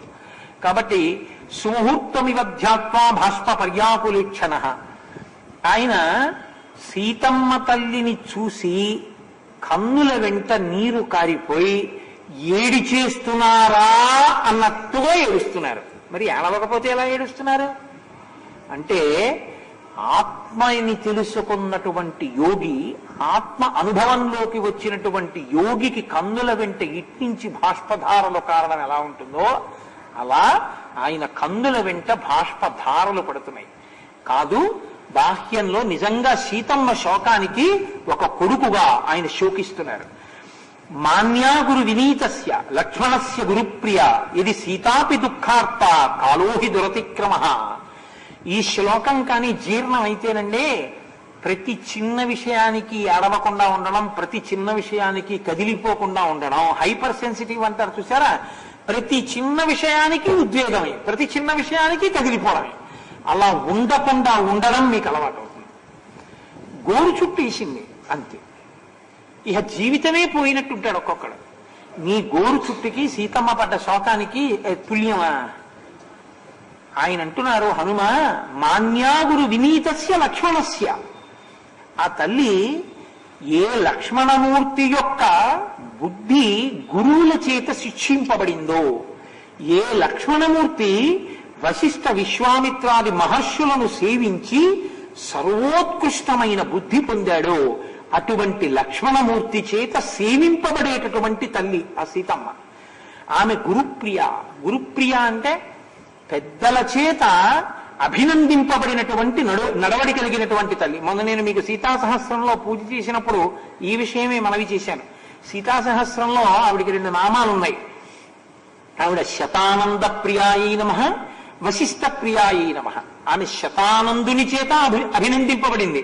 ఆమె పుట్టింట్లో ఉన్నప్పుడు ఆమె నడవడికి పురోహితులు సంతోషించారు. పుట్టింట్లో ఉంటే సంతోషించడం ఏంటి అంటే, పుట్టింట్లో ఉన్న ఆడపిల్ల ఏ నోము పట్టినా, ఏ వ్రతం చేసినా, ఏ పూజ చేసినా దేని కొరకు చేస్తుందంటే ఉత్తముడైన భర్త తనకి రావాలని చేస్తుంది తప్ప అన్య ప్రయోజనం ఉండదు. అందుకే ఆడపిల్లలకు ఏదో ఈ అట్ల తద్ది, ఉండ్రాళ్ల తద్ది, లేకపోతే గొబ్బిళ్ళు పెట్టించి ముద్దా బంతి వంటి మొగుణ్ణియ్యావే అని పాటలు పాడిస్తారు. ఏది చేసినా దేనికి అంటే మంచి భర్త కొరకు చేస్తుంది. పెళ్ళైపోయాక తన కొరకు అని ఏం చేయదు. పెళ్ళైపోయినటువంటి ఆడది తన కొరకు అని చేసేటటువంటి అధికారం కూడా లేదు సనాతన ధర్మంలో. ఎందుకో తెలుసా అండి, ఆవిడ సుఖం ఏమిటి? ఆయన సుఖమే. ఆయన సుఖమే ఆవిడ సుఖం. ఆయన సుఖం కానిది ఆవిడికి సుఖం కాదు. ఆయన దుఃఖం ఆవిడ దుఃఖం. కాబట్టి ఇప్పుడు ఆవిడ ఎవరి సుఖం అడగాలి? ఆయన సుఖం అడగాలి. తర్వాత అడిగితే ఏమడగాలి? తన పుట్టింటి సుఖం అడగాలి. అడగచ్చా? అడగచ్చు. ఎందుకో తెలుసా? ఆడపిల్లని చతుర్థి విభక్తి వేసి కన్యాదానం చేయరు. నమః అని ఇదం నమమా అని కన్యాదానంలో సంకల్పంలో చెప్పరు. ఎందుకు ఇస్తాడో తెలుసా? ప్రమాణం చేస్తే ఇస్తాడు ఆడపిల్ల తండ్రి. ధర్మేచ అర్థేచ కామేచ నాతిచరామి. అయ్యా, నాకు ఒక పత్ని ఉంటే నేను యజ్ఞయాగాది క్రతువులు చేసి తరిస్తాను, అందుకని మీరు నాకు పిల్లనివ్వండి అని అడుగుతాడు. ఆడపిల్ల తండ్రి వెళ్ళి అడగలేదు మగపిల్లాన్ని ఇమ్మని. మగపిల్లాడి తండ్రి వచ్చి అడిగాడు ఆడపిల్లని. కన్యావరణం మీరు చూడండి పెళ్లిలో. మగపిల్లాడి తండ్రి పురోహితుల్ని పిలిచి తాంబూలం ఇచ్చి మా అబ్బాయికి తగిన భార్య ఎక్కడ ఉందో మీరు వెతికి రెండని పంపిస్తాడు. గౌరీ తపస్సు చేస్తున్నటువంటి ఆడపిల్ల పుట్టినిల్లుగా భావించి పురోహితులు అక్కడికి వచ్చి ప్రవర చెప్తారు 3 మాటలు. ఈ అమ్మాయి ఏంది, ఫలానా అమ్మాయికి మీరు వరుణ్ణి ఇస్తే బాగుంటుంది, ఫలానా వాడికి మీ అమ్మాయిని ఇస్తే బాగుంటుందని అంగీకరించిన వాడు కన్యాదాత. కాబట్టే సభావేదిక చేస్తుంటే నేను దానికి గౌరవం ఇచ్చి నిలబడాలి. ఇది మనకి సనాతన ధర్మం నేర్పుతోంది. అలా ఉండు అని చెప్తోంది. కాబట్టి ఆడపిల్ల తండ్రి మగపిల్లవాడి తండ్రి దగ్గరికి వెళ్ళడు, మగపిల్లవాడి తండ్రి ఆడపిల్ల తండ్రి దగ్గరికి వెడతాడు. ఇదే బాలకాండలో చెప్తాడు. ఆడపిల్లని కన్న తండ్రి తల ఉంచుకుని మాటపడవలసిన వాడేం కాడు, నిన్ను ఉద్ధరించడానికి ఆడపిల్లనిచ్చినవాడు. కాబట్టి నమమాని చతుర్థి విభక్తి వేసి నీకు ఇవ్వలేదు. నీకు ధర్మార్థ కామముల యందు కావాలని అడిగావు కాబట్టి నా కూతుర్ని నీకు ఇచ్చాను. కాబట్టి నా కూతుర్ని ఎప్పుడైనా నేను మళ్ళీ తీసుకెళ్లాలనుకుంటే నాకు అధికారం ఉంటుంది. నా ఇంట్లో శుభకార్యం అవుతోంది అనుకోండి, నా పిల్లని నేను తీసుకెళ్ళడానికి నాకు అధికారం ఉంటుంది. నువ్వు తీసుకెళ్ళొద్దనగలగడానికి వేదం ఒప్పుకోదు. ఎందుకంటే నేను ఇవ్వలేదు చతుర్థీ విభక్తి వేసి. ఆ పిల్లని ఈ చతుర్థీ విభక్తి వెయ్యలేదు కాబట్టి ఇప్పుడు ఆడపిల్ల తన సౌశీల్యం చేత, తన నడవడి చేత, తన ప్రవర్తన చేత, తన పాతివ్రత్యం చేత 2 వంశాలను ఉద్ధరిస్తుంది. అత్తింటి వారిని ఉద్ధరిస్తుంది, పుట్టింటి వారిని ఉద్ధరిస్తుంది. కన్న తల్లిదండ్రులు కూడా ఉద్ధరణ పొందుతారు. అందుకే ఆమె అత్తవారింటి కోసం మొదటి పూజ, రెండో పూజ పుట్టింటి వారి కోసం. ఆ తర్వాత అడగాలి తప్ప మొదట నా పుట్టింటి వారు బాగుండాలి, మా అత్తారు ఏమైపోయినా పర్లేదు, మా నాన్నగారు చూసుకుంటారులే, మా ఆయన అనకూడదు. మా ఆయన ముందు మామగారి గురించి అడగాలి. మా మామగారు సర్వశ్రేయస్సుతో ఉండాలి, మా అత్తగారు సర్వశ్రేయస్సుతో ఉండాలి, మావారు, నామరుదులు, నా బావగారులు సంతోషంగా ఉండాలి, మా నాన్నగారు అన్నదమ్ములు సంతోషంగా ఉండాలి అని కోరుకోవాలి ఆడపిల్ల. మొదటి స్థానం భర్త గారింటి వైపు నుంచి అడగాలి తప్ప పుట్టింటి వైపు నుంచి అడగకూడదు మొదటి స్థానం. కానీ పుట్టింటి వైపు అభ్యున్నతిని కోరచ్చు ఆడపిల్ల. 2 తరాలని ఉద్ధరిస్తుంది కూడా, 2 కుటుంబాలని ఉద్ధరిస్తుంది. సీతమ్మ ఉద్ధరించింది కూడా. ఆమెని కన్నందుకు జనకుడు, కోడలుగా పొందినందుకు దశరథుడు, ఇద్దరూ ఉన్నతమైన స్థితిని పొందారు. యథార్థంగా మాట్లాడితే సనాతన ధర్మంలో నేను పక్షపాతం లేకుండా చెప్తున్నా, తరింప చేయడంలో మగపిల్లవాడు గొప్ప, ఆడపిల్ల గొప్ప అంటే చచ్చిన తర్వాత ఏ గోదానమో సరిగ్గా వీడు చేస్తే ఏమైనా చేస్తాడేమో. బతికున్నప్పుడే తన ప్రవర్తన చేత కీర్తి తెచ్చి ఉద్ధరించగలిగిన శక్తి ఉన్నది ఆడపిల్ల ఒక్కతే. మగపిల్లవాడు ఒక్క తండ్రి వైపు వాళ్ళనే ఉద్ధరిస్తాడు, ఆడపిల్ల 2 వైపులా ఉద్ధరిస్తుంది, పుట్టింటి వారిని మెట్టినింటి వారిని కూడా. అందుకే మంచి భర్త కావాలని వివాహానికి ముందు మంచి భర్త వచ్చాడని అనుకోవాలి, అంతేగాని ఏమిటో అన్ని నోములు చేశాను కానీ అనకూడదు. ఉత్తమ భర్త అని అనాలి ఇప్పుడు. కాబట్టి ఇప్పుడు ఆయన అభ్యున్నతి కొరకు వ్రతాలు మీరు రామాయణంలోనే చూడండి. సీతమ్మకి భర్త గొప్పవాడు, మీరు నేను ఒప్పుకుంటాం. మండోదరికి రావణుడు భర్త, మండోదరి మహాపతివ్రత, సీతమ్మ మహాపతివ్రత. సీతమ్మకి పూజ ఉంది. రేపు నేను వచ్చే ఆదివారం మండోదరి పూజ అన్నాను అనుకోండి, చాలా మంది రాదు. ఎవరో నా మీద నమ్మకంతో ఒకరిద్దరు వస్తే రావచ్చేమో. వీడసాధ్యం కూడా, ఇది మండోదరి పూజ ఏమిట్రా వీడంటారు. నేను ఎంత తలకొట్టుకు చెప్పనివ్వండి మండోదరి పాతివ్రత్యం, అయ్యాని ఇంకో మాట సీతమ్మకి చేద్దాం లేండంటారు. ఎందువల్ల? ఆవిడ పాతివ్రత్యం అదృష్టం ఏమిటంటే పక్కన గోడ చేరుపు రామచంద్రమూర్తి భర్తగా లభించడం. ఆవిడ దురదృష్టం ఏమిటంటే రావణుడు భర్తగా లభించడం. కానీ ఆవిడ పాతివ్రత్యం నందు దోషం ఉండదు, ఆవిడ ఉన్నతిని పొందుతుంది. పోయినవాడు ఎవరైనా ఉంటే రావణుడే పోతాడంతే. కాబట్టి ఇది మనకి తెలిసి ఉంటే, ఆడపిల్ల పుట్టింట్లో ఉన్నప్పుడు నోములు వ్రతాలు ఎందుకు చెయ్యాలో తెలిసి చేస్తే పుట్టింటి వైపు పురోహితులు సంతోషిస్తారు. అత్తవారింటికి వెళ్ళిన తరువాత ఎందుకు చెయ్యాలో తెలిసి చేస్తే అత్తింటి పురోహితులు సంతోషిస్తారు. ఆవిడ వశిష్ఠుడికి ఇష్టం, ఆవిడ ఇటు శతానందుడికి ఇష్టం. ఎందుకు ఇష్టం?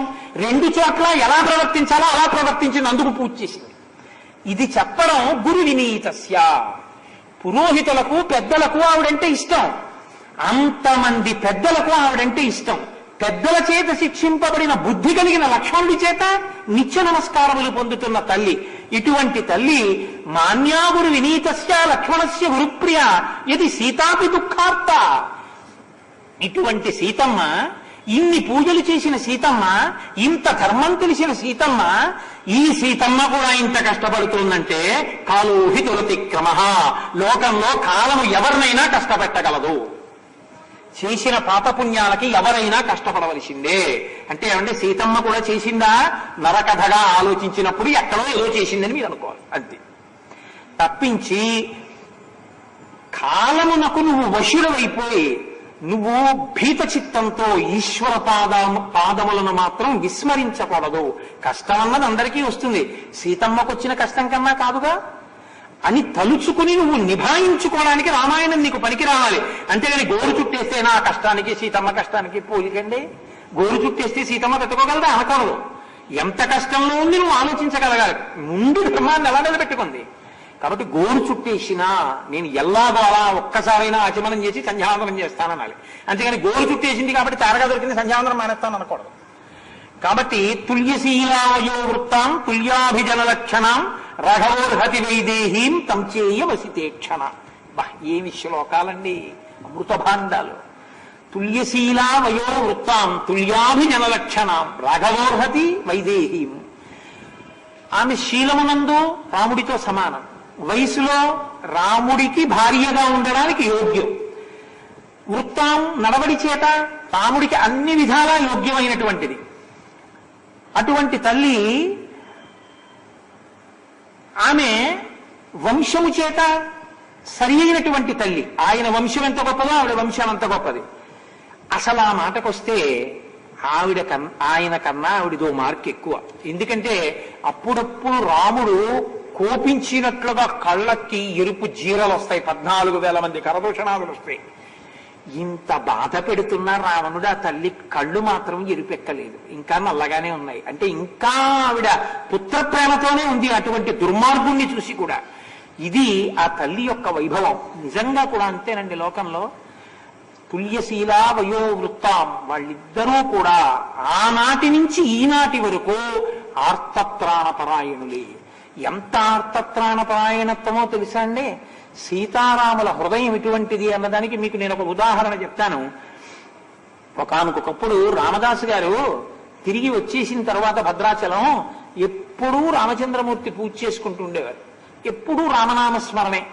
అస్తమానం ఆయన ఏమనేవారంటే భార్యని పిలిచి నేను వెళ్ళిపోతున్నాను వైకుంఠానికి, విమానం వచ్చింది అనేవారు. ఆవిడ అనుకునేది ఇలాగే అంటుంటారు, పాపం పెద్దవారు అయిపోయారు కదా, ఇంకా రామభక్తిలో అలా అంటున్నారు అనుకునేది ఆవిడ. భద్రాచలంలో అందరూ చూశారండి. భద్రాచలంలో యథార్థంగా జరిగిన సంఘటన. నిజంగా వైకుంఠం నుంచి విమానం వచ్చింది. నిజంగా విమానం వచ్చి రామదాసు గారి ఇంటి ముందు వాలింది. విష్ణు పార్షదులు బయటికి వచ్చి నిన్ను శ్రీమన్నారాయణుడు తీసుకురమ్మన్నారు, సశరీరంగా తీసుకురమ్మన్నారు వైకుంఠానికి. రామదాసు గారు పొందిన అదృష్టం కాబట్టి మీరు ఎక్కండి అని చేతులు పట్టుకుని ఎక్కిస్తున్నారు. ఆయన భార్యని పిలిచి యావో విమానం వచ్చింది, వైకుంఠానికి వెళ్ళిపోతున్నాను, రా వెళ్ళిపోదాం అన్నారు. అంటే ఆవిడండి ఎప్పుడు ఇలాగే అంటారని, నేను అన్నం వండుతున్నాను మీరు వెళ్ళండి అంది. ఎవరి కర్మవారిది అన్నారు. ఆయన ఎక్కారు విమానం. అందరూ రామదాసు గారికి జయ, రామచంద్రమూర్తికి జయ అని అరుస్తున్నారు. ఆవిడకి అనుమానం వచ్చింది, ఏమిటి ఇన్ని అరుపులు వినపడుతున్నాయని బయటికి వచ్చారు. విమానంలో వెళ్ళిపోతూ రామనామ భజన చేస్తూ కనపడ్డారు రామదాసు గారు. ఆవిడ మీరు యథార్థమైన రామదాసు గారి చరిత్ర చదివితే, యథార్థ చరిత్ర అంటే రకరకాలుగా ఏవో చూపిస్తారు, ఏవో వినపడుతుంటాయి, అవన్నీ కాదు నేను చెప్పేది. ఆవిడ నేల మీద పడి పొర్లి ఏడ్చింది. ఇటువంటి భర్త, ఆయనతో కలిసి జీవితాన్ని పంచుకున్నాను, రావే విమానం వచ్చింది వెళ్ళిపోదామన్నారు, మీరు వెళ్ళండి నేను తర్వాత వస్తానన్నాను, నీ కర్మ అని ఆయన వెళ్ళిపోయారు, నేను ఉండిపోయాను అని ఏడిస్తే, నేను ఇక బతకను, రామచంద్రమూర్తి పాదాల దగ్గర తల కొట్టేసుకుని శరీరం వదిలేస్తాను, నా భర్తని తీసుకెళ్లి నన్ను వదిలేశాడని ఆవిడ వెళ్లి రామచంద్రమూర్తి పాద పీఠమునందు తల కొట్టుకుంటుంటే, మీరు యథార్థంగా చెప్తున్నాను నేను, అశరీరవాణిగా రాముడు మాట్లాడాడు. భద్రాచలంలో రామచంద్రమూర్తి యొక్క మూర్తి మాట్లాడింది. నువ్వు విచారించకు, నిన్ను ఎక్కించకపోవడంలో కూడా కారణం ఉంది. రామదాసు తర్వాత ఈ రామాలయాన్ని రక్షించగలిగినటువంటి స్థితిలో, అర్చన చెయ్యగలిగినటువంటి స్థితిలో నీ కొడుకుని సిద్ధం చేసిన తరువాత నిన్ను కూడా నాలో ఐక్యం చేసుకుంటానన్నారు. విమానం రాలేదు కానీ రామదాసు గారి భార్య కూడా రామచంద్రమూర్తిలోకే ఐక్యమయ్యారు. ఆనాడు ఈనాడు కూడా అదే పరిస్థితి. రామదాసు గారిని కొరణాలు పెట్టి కొడుతుంటే, ననుబ్రోవామని చెప్పావే సీతమ్మ తల్లి, ననుబ్రోవామని చెప్పావే అన్న కీర్తనలో ఆయన ఎంత ఆక్రోశించాడో తెలుసా అండి. నేను అడగనమ్మా రాముణ్ణి, నేను అడుగుతూనే ఉన్నాను, చక్కగా అన్నీ పుచ్చుకున్నాడు. సీతమ్మకు చేయిస్తే చింతాకు పతకము రామచంద్ర అన్నీ పుచ్చుకున్నాడు, ఇప్పుడు మాత్రం పలకట్లేదు. అమ్మా రాత్రి వచ్చి చక్కగా నీ పాన్పు పక్కన కూర్చుని మంచి బలహీనమైన క్షణంలో నీ చెక్కీలి నొక్కుచు చక్కగా మరుకేళి సొకీయుండెడు వేళ నన్ను బ్రోవామని చెప్పావే. అప్పుడు నీ బుగ్గలు నొక్కుతూ చాలా సంతోషంగా నీ పక్కన చేరుతాడు. అప్పుడు నువ్వేమైనా అంటే కాదన్నమ్మోయి. అందుకని ఆ రామదాసు గారి సంగతి ఏం చేశారు అని అడుగప్పుడు ఏం చెప్తాడో నాకు చెప్పు స్మామ్మ. అమ్మ అప్పుడు ఏమంటాడో తెలుసా, సీత నేను చూస్తాను కదా అంటాడు. మరునాడు మళ్ళీ రాత్రి ఏమంటాడో తెలుసా, అవునవును నిన్నను కూడా చెప్పావు కదూ అంటాడు. అందుకని మరునాడు పొద్దున్న లేచి మళ్ళీ వెళ్ళిపోతుంటాడే, ఆ వెళ్ళిపోయేటప్పుడు మళ్ళీ గుర్తు చేయుస్మా అమ్మ, నన్ను ద్రోవామని చెప్పావే అని ఏడిచారండి రామదాసు గారు. మీరు ఇప్పటికీ హైదరాబాద్ లో బందికానా చూస్తే రామ భక్తి అంటే ఏమిటో అర్థమవుతుంది, రాముడు అంటే ఏమిటో అర్థమవుతుంది. పిలిచిన వారికి కొంగు బంగారం నా తండ్రి. ఆ తల్లి కన్నులు నీరు పెట్టుకుంది. నీరు పెట్టుకుని రామచంద్రమూర్తిని నిలదీసేసింది ఆవిడ. ఏమెందుకు రక్షించారు రామదాస్ గారు? నాది కాదు దోషం సీత, ఆయనే మొక్కాడు కిందటి జన్మలో 365 రోజులు నియమం తప్పకుండా రుద్రాభిషేకం చేస్తాను, నాకు దర్శనమిమ్మని అడిగాడు. 364 రోజులు అభిషేకం చేశాడు. 365 రోజులని లెక్క కట్టుకున్నాడు. 365 రోజులైనా దర్శనం ఇవ్వలేదని కోపం వచ్చి శివలింగాన్ని బండతో బదలగొట్టబోయాడు. నేను శివలింగంలోంచి మాట్లాడాను. శివుడొకడు రాముడొకడు కాదు కదండి. అందుకని ఈ జన్మలో నీకు దర్శనం అవ్వలేదు, తప్పు నీ మీద పెట్టుకుని నన్ను తప్పు ఎంచావు, పైగా ఒక చిలుకని బంధించావు. కాబట్టి వచ్చే జన్మలో నువ్వు కూడా ఖైదులో ఉన్న తర్వాత నువ్వు ఏ వేద ప్రమాణాన్ని ధిక్కరించి 364 రోజులు చేసి 365 రోజులు చెయ్యకుండా నన్నన్నావో ఈ కారణం చేత నీవు వేద ప్రమాణాన్ని తిరస్కరించేటటువంటి వాడిగా పుడతావు. కానీ నీకే నా మొదటి దర్శనం. చిలకని 12 ఏళ్లు బంధించినటువంటి వాడున్నాడు రామదాసు. ఆ రామదాసుకి దర్శనమిస్తాను, నీ తర్వాతే ఆయనకి దర్శనం అన్నారు. అందుకే 364 రోజులే అభిషేకం చేసి శివలింగాన్ని బద్దలకొడదామని ప్రయత్నం చేసిన భక్తుడు వేద ప్రమాణాన్ని అంగీకరించినటువంటి మతంలో జన్మించి తానీషాగా ప్రభు అయ్యాడు. ఆయనకి మొదటి దర్శనం రామదాసుగా. తర్వాతి దర్శనం చిలుకని బంధించిన పాపం క్షయమైపోయిన తర్వాత రామదాసు గారికి దర్శనం. రామదాసు రామదాస, రాముడు రామదాసుకి దాస. రాముడే రామదాసుకి దాసుడు. ఎందుకో తెలుసా అండి? రామదాసు గారు కాదు, ఆయన రామదాసుడని ఆయన అన్నారంతే. కానీ యథార్థములకు రామదాసుకి దాసుడు రాముడు. రామదాసు గారు ఖైదీలో ఉంటే నేను రామదాసు యొక్క కింకరుణ్ణి, ఆ డబ్బుని చెల్లించడానికి వచ్చానని రామోజీ లక్ష్మోజీ మా పేర్లని చెప్పి డబ్బు కట్టి రసీదు పట్టుకుని విషం తాగడానికి సిద్ధపడుతున్న రామదాసు గారిని రక్షించి బయటికి తీసుకొచ్చిన వాడు రామచంద్రమూర్తి. భక్తుల పాలిట కొంగు బంగారం మా స్వామి. అప్పటికీ ఇప్పటికీ ఎప్పటికీ రాముడు రాముడే. ఆయన్ని నమ్మాలి. కానీ ఆయన మీ గురించి అవసరమైతే మీ పడక గది బయట కూడా నించుంటాడు, నించుని కాపు కాస్తాడు. అంతటి మహానుభావుడు, అంతటి సులభుడు రామచంద్రమూర్తి. కాబట్టి మహర్షి అంటారు, తుల్యశీలావయో వృత్తాం తుల్యాభిజన లక్షణాం రాఘవోర్హతి వైదేహీం తంచేయమసితేక్షణ అని. ఈ తల్లి కోసమే అస్యా హేతోర్విశాలాక్ష్య హతో వాలీ మహాబల రావణ ప్రతిమో వీర్యే కబంధస్య నిపాతిత. అసలు సీతాయాశ్చరితం మహత్ ఎందుకు ఆయన చెప్తున్నారు. అసలు ఖరదూషణాదులన్న 14,000 మంది రాక్షసులు గాని, రావణునితో సమానమైన కబంధుడు కాని ఈ సీతమ్మ కోసమే మట్టు పెట్టబడ్డారు. రావణుడి కన్నా బలవంతుడైన వాలి సీతమ్మ కోసమే చచ్చిపోయాడు. అసలు రాజ్యమే రాదనుకున్నటువంటి సుగ్రీవుడు ఈవిడ కారణంగానే రాజ్యం పొందాడు, వాలి మరణించి. కాబట్టి ఈవిడ కారణంగానే రావణుడు కూడా మరణిస్తాడు. కాబట్టి సీతమ్మ అవతారము దేనికి అంటే అయోనిజగా రాక్షస సంహార ప్రయోజనము కోసం వచ్చినటువంటి అమ్మవారి స్వరూపమే సీతమ్మ తల్లి. అందుకే అయోనిజగా వచ్చింది. కాబట్టి సీతాయాశ్చరితం మహత్. ఆమె జగజ్జననీయని తన బుద్ధి వైభవంతో, తన యొక్క తపోబలంతో, రామభక్తితో గుర్తించిన హనుమ నోటి వెంట సీతమ్మ యొక్క యథార్థ స్వరూపాన్ని ఆవిష్కరించి రామకథలో వెనక జరిగిన సంఘటనల్ని సమాహారంగా తెచ్చి అన్వయం చేసి మాట్లాడిన కాండ సుందరకాండ. కాబట్టి 14 సహస్రాణి రక్షతాం భీమకర్మణాం నిహతాని జనస్థానే శరైరగ్ని శిఖోపమై. 14,000 మంది ఈవిడ కోసమే మరణించారు. ఐశ్వర్యం వానరాణంచ దుర్లభం వాలిపాలితాం అస్యా నిమిత్తే సుగ్రీవ ప్రాప్తవాన్ లోకసత్కృతం. ఐశ్వర్యం అన్నది ఎరగకుండా భార్య అన్నగారి చేత అనుభవింపబడుతుంటే రాజ్యం పోయి మళ్లీ రాదనుకున్న సుగ్రీవుడు మళ్లీ రాజ్యం పొందాడంటే ఈ సీతమ్మ వల్ల. సాగరస్య మయాక్రాంత శ్రీమాన్ నదనదీపతి అస్యా హేతోర్ విశాలాఖ్యా పురీచేయం నిరీక్షత. 100 యోజనముల సముద్రాన్ని, నదీ నదములను దాటి నేను ఇవాళ ఇక్కడికి వచ్చానంటే కేవలము సీతమ్మ కోసం వచ్చాను. రాజ్యం వా త్రిషులోకేషు సీతామా జనకాత్మజ త్రైలోక్య రాజ్యం సకలం సీతాయామప్నుయాత్కలాం. 3 లోకములలో ఉండేటటువంటి సమస్తమైన ఐశ్వర్యాన్ని ఒక పక్క, సీతమ్మని ఒక పక్క పెడితే సీతమ్మలో 16 వంతుక వేవి సరిపోవు. అటువంటి ఇల్లాలు నా తల్లి. సర్వాన్ భోగాన్ పరిత్యజ్య భర్తృస్నేహ బలాత్కృత అచింతయిత్వా దుఃఖాన్ని ప్రవిష్టా నిర్జనం వనం. ఈ తల్లి భోగాల్ని, భాగ్యాల్ని, బంధుజనాన్ని అందరినీ విడిచిపెట్టి నాకు భర్త ఉంటే చాలు పక్కన అని అరణ్యానికి వచ్చినటువంటి తల్లి. మహాపతివ్రత. ఏ మాట చెప్పి అరణ్యానికి వచ్చిందో ఆ మాటకి కట్టుబడి రామచంద్రమూర్తికి ఉపశాంతినిచ్చింది. రాముడే చెప్పుకున్నాడు కదా, ఈమె ఉండబట్టి నేను కష్టాలు మరిచిపోయానన్నాడు. అటువంటి సౌశీల్యవతి ఇటువంటి తల్లిని తీసుకొచ్చి రాముణ్ణి సీతమ్మని బాధపెట్టి తన మరణాన్ని తాను కొని తెచ్చుకుంటున్నాడు. ఇమాంతు శీల సంపన్నాం ద్రష్టుమర్హతి రాఘవ రావణేన ప్రమదితాం ప్రసామివ పిపాసిత. ఒక్కసారి సీతమ్మ తల్లిని రామచంద్రమూర్తి మళ్లీ సముద్రాన్ని దాటి వచ్చి చూడడం జరగగానే ఎంత సంతోషంతో చూస్తాడో తెలుసా?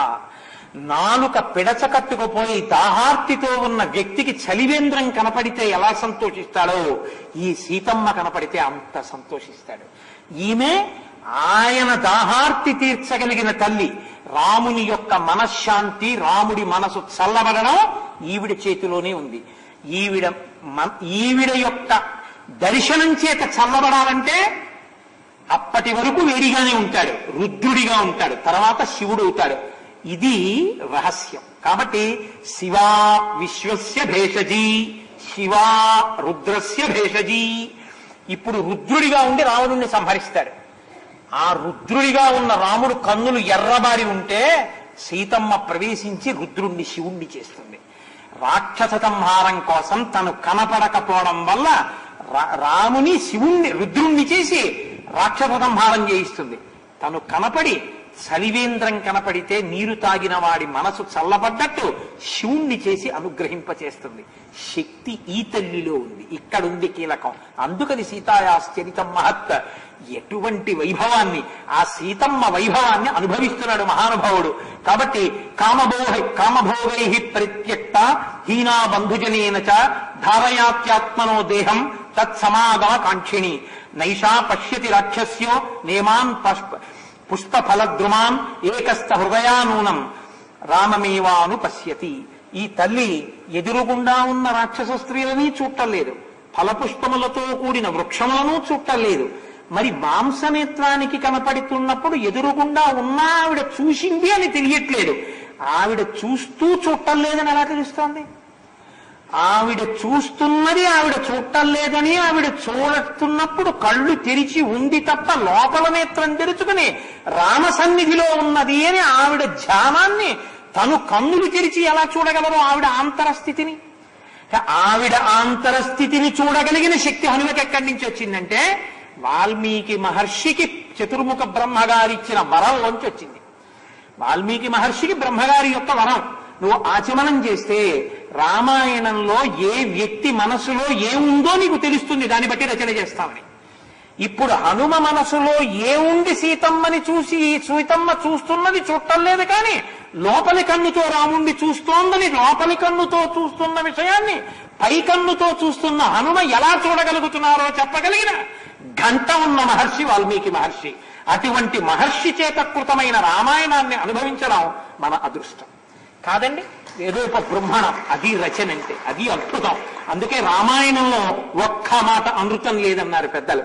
హనుమ సీతమ్మ తల్లి వైభవాన్ని అనుభవించడం అంటే అంత గొప్పగా అనుభవించారు.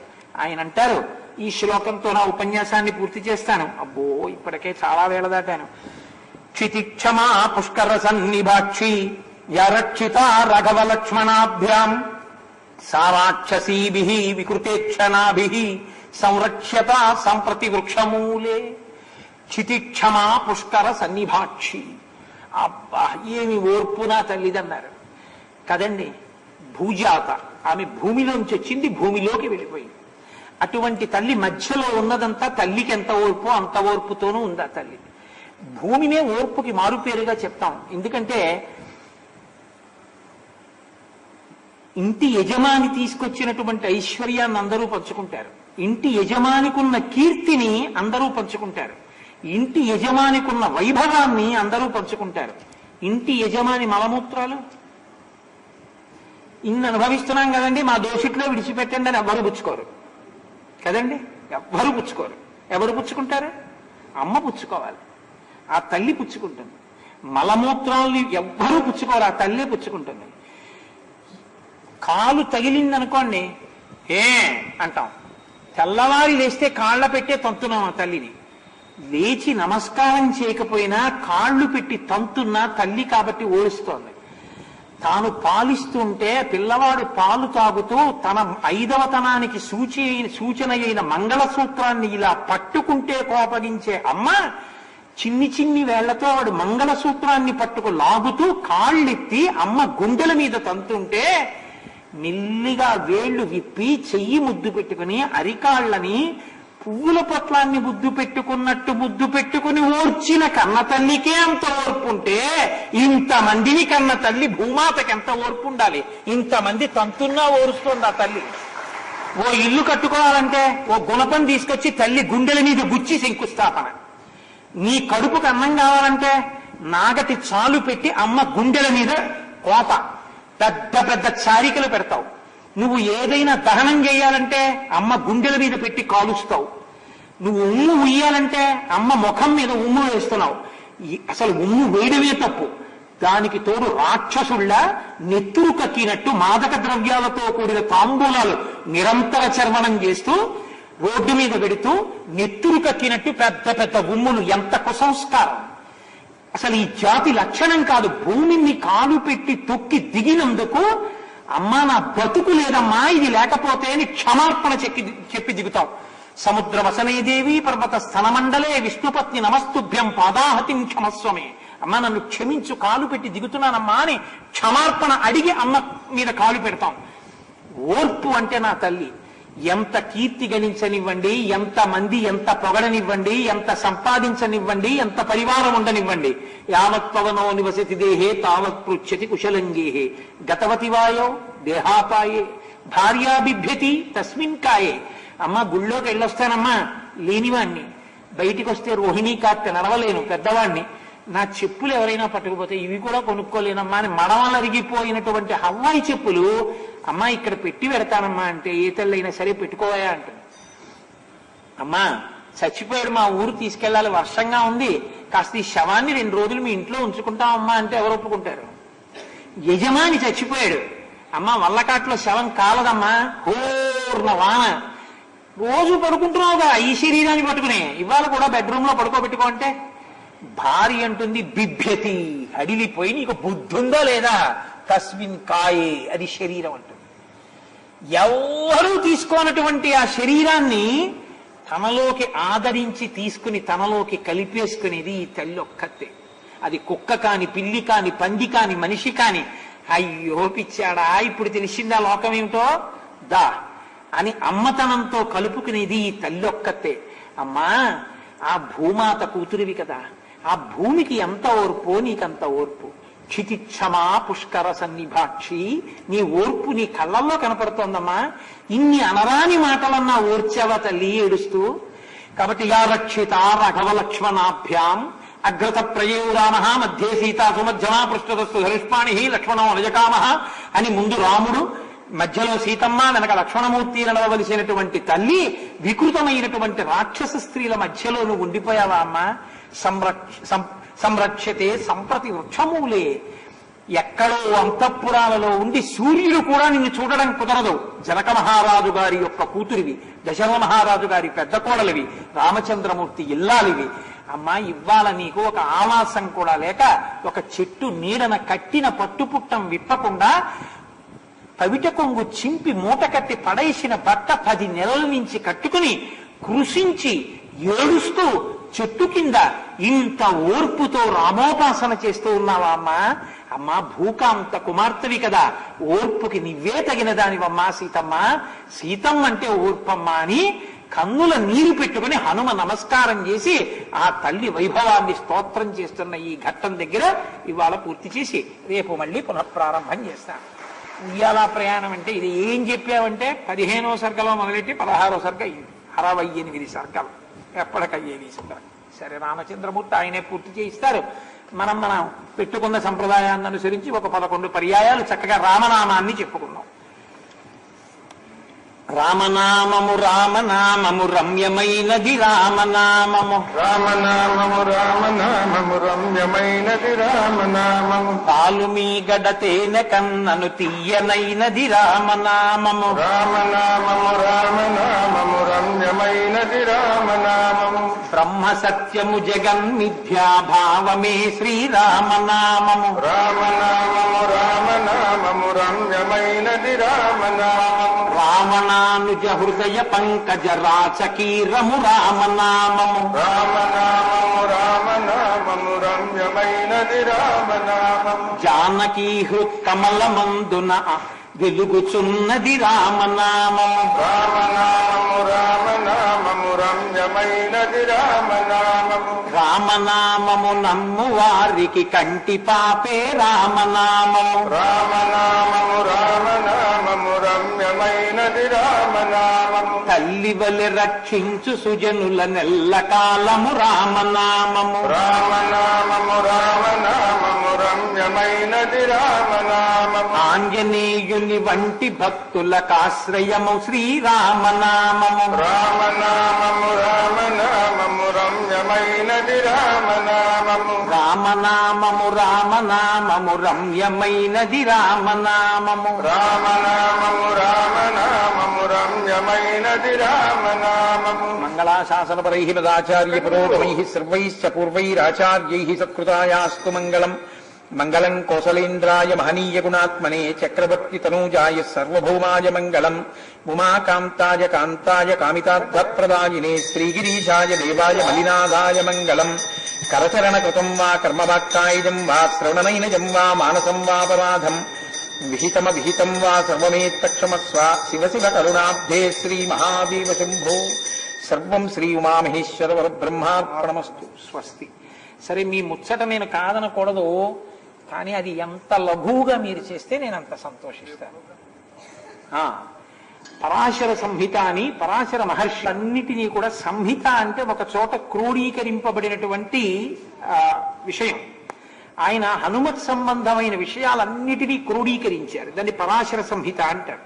అందులో హనుమ చాలా ప్రీతి పొందేటటువంటి విషయం ఏమిటి అన్నదాన్ని చెప్పారు ఆయన.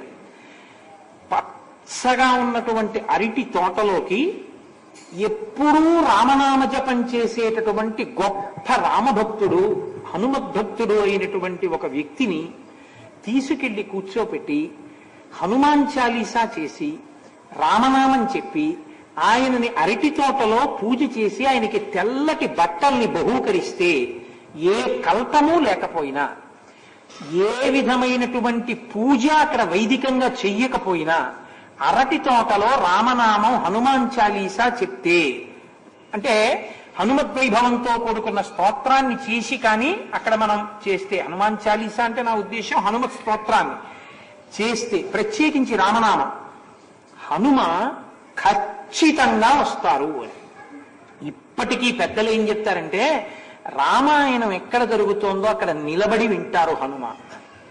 ఆసనం వేసి ఉంచితే చిట్ట చివర వచ్చి సభనంతటి ఆసనం మీద కూర్చుని చూస్తారు, ఆయన నిలబడి వింటారు అని. ఎందుకంటే ఆయనకు అంత పారవస్యంతో వింటారు. ఎత్ర ఎత్ర రఘునాథ కీర్తనం తత్ర తత్ర కృతమస్తకాంజలి. అందున సిద్ధి సర్గ అంటే సీతాదర్శనం హనుమకి అయినది సిద్ధి సర్గ. ఆయన్ని ఉపాసకుడిగా చెప్పింది సుందరకాండ. కాబట్టి సిద్ధి సర్గ తర్వాత పరాశర సంహితను అనుసరించి ఒక అరటి తోటలో అంత గొప్ప ఉపాసకుడు దొరకాలి. మన అదృష్టం కొద్దీ హరిప్రసాద్ గారు మనకు ఒక గొప్ప వైభవాన్ని కల్పించారు. బళ్ళారి కదండి, బళ్ళారిలో ఒక మహానుభావుడు ఉన్నాడు, ఆజన్మ బ్రహ్మచారి. ఆయన పడుకుని లేచి నిద్రలో కూడా నిరంతరము రామనామ జపం చేస్తుంటారు. అసలు ఆయన ఊపిరి రామనామం, ఆయన ఎప్పుడు రామనామమే చేస్తుంటారు.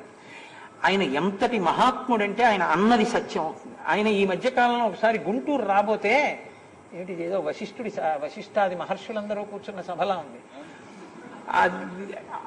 ఆయన రైల్వే స్టేషన్కి వచ్చేటప్పటికి ట్రైన్ వెళ్ళిపోతోందండి. ఆయన పాపం గబగబా నడవలేరు, పెద్దవారు అయిపోయారు.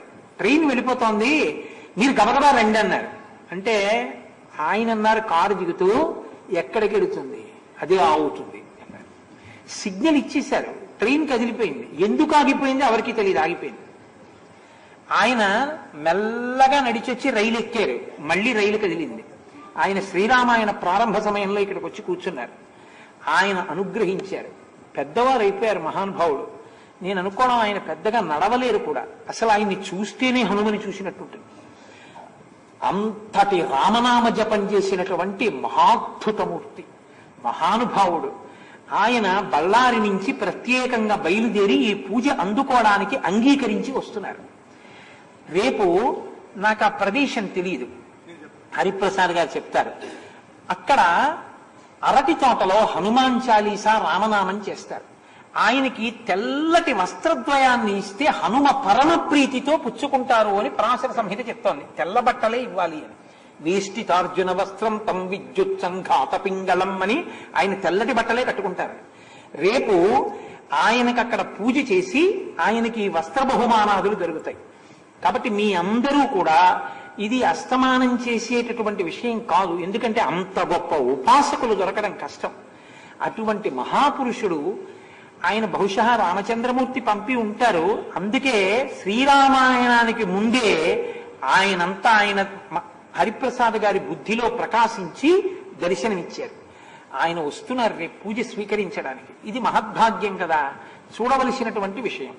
కాబట్టి రేపు ఇక్కడి నుంచి కొన్ని ప్రత్యేకం బస్సులు వేశారు, ఇక్కడి నుంచే కదండి కొన్ని బస్సెస్ వేశారు. మీరేమి టికెట్ కొనుక్కోవడం అవి ఏం ఉండవు. కాబట్టి మీరు వచ్చి ఉత్సాహంగా రావాలనుకున్న వాళ్ళ సమయం అది ఆయన చెప్తారు. ఆ బస్సులు ఎక్కితే మిమ్మల్ని ఆ ప్రదేశానికి తీసుకొస్తారు.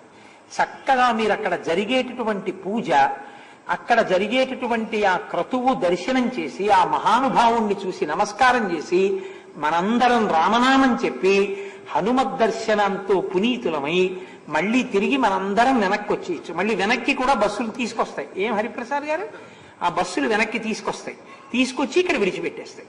ఇందులో పాల్గొనేటటువంటి ఉత్సాహం ఉన్న వాళ్ళ కోసం ఉచిత బస్సులు ఏర్పాటు చేశారు.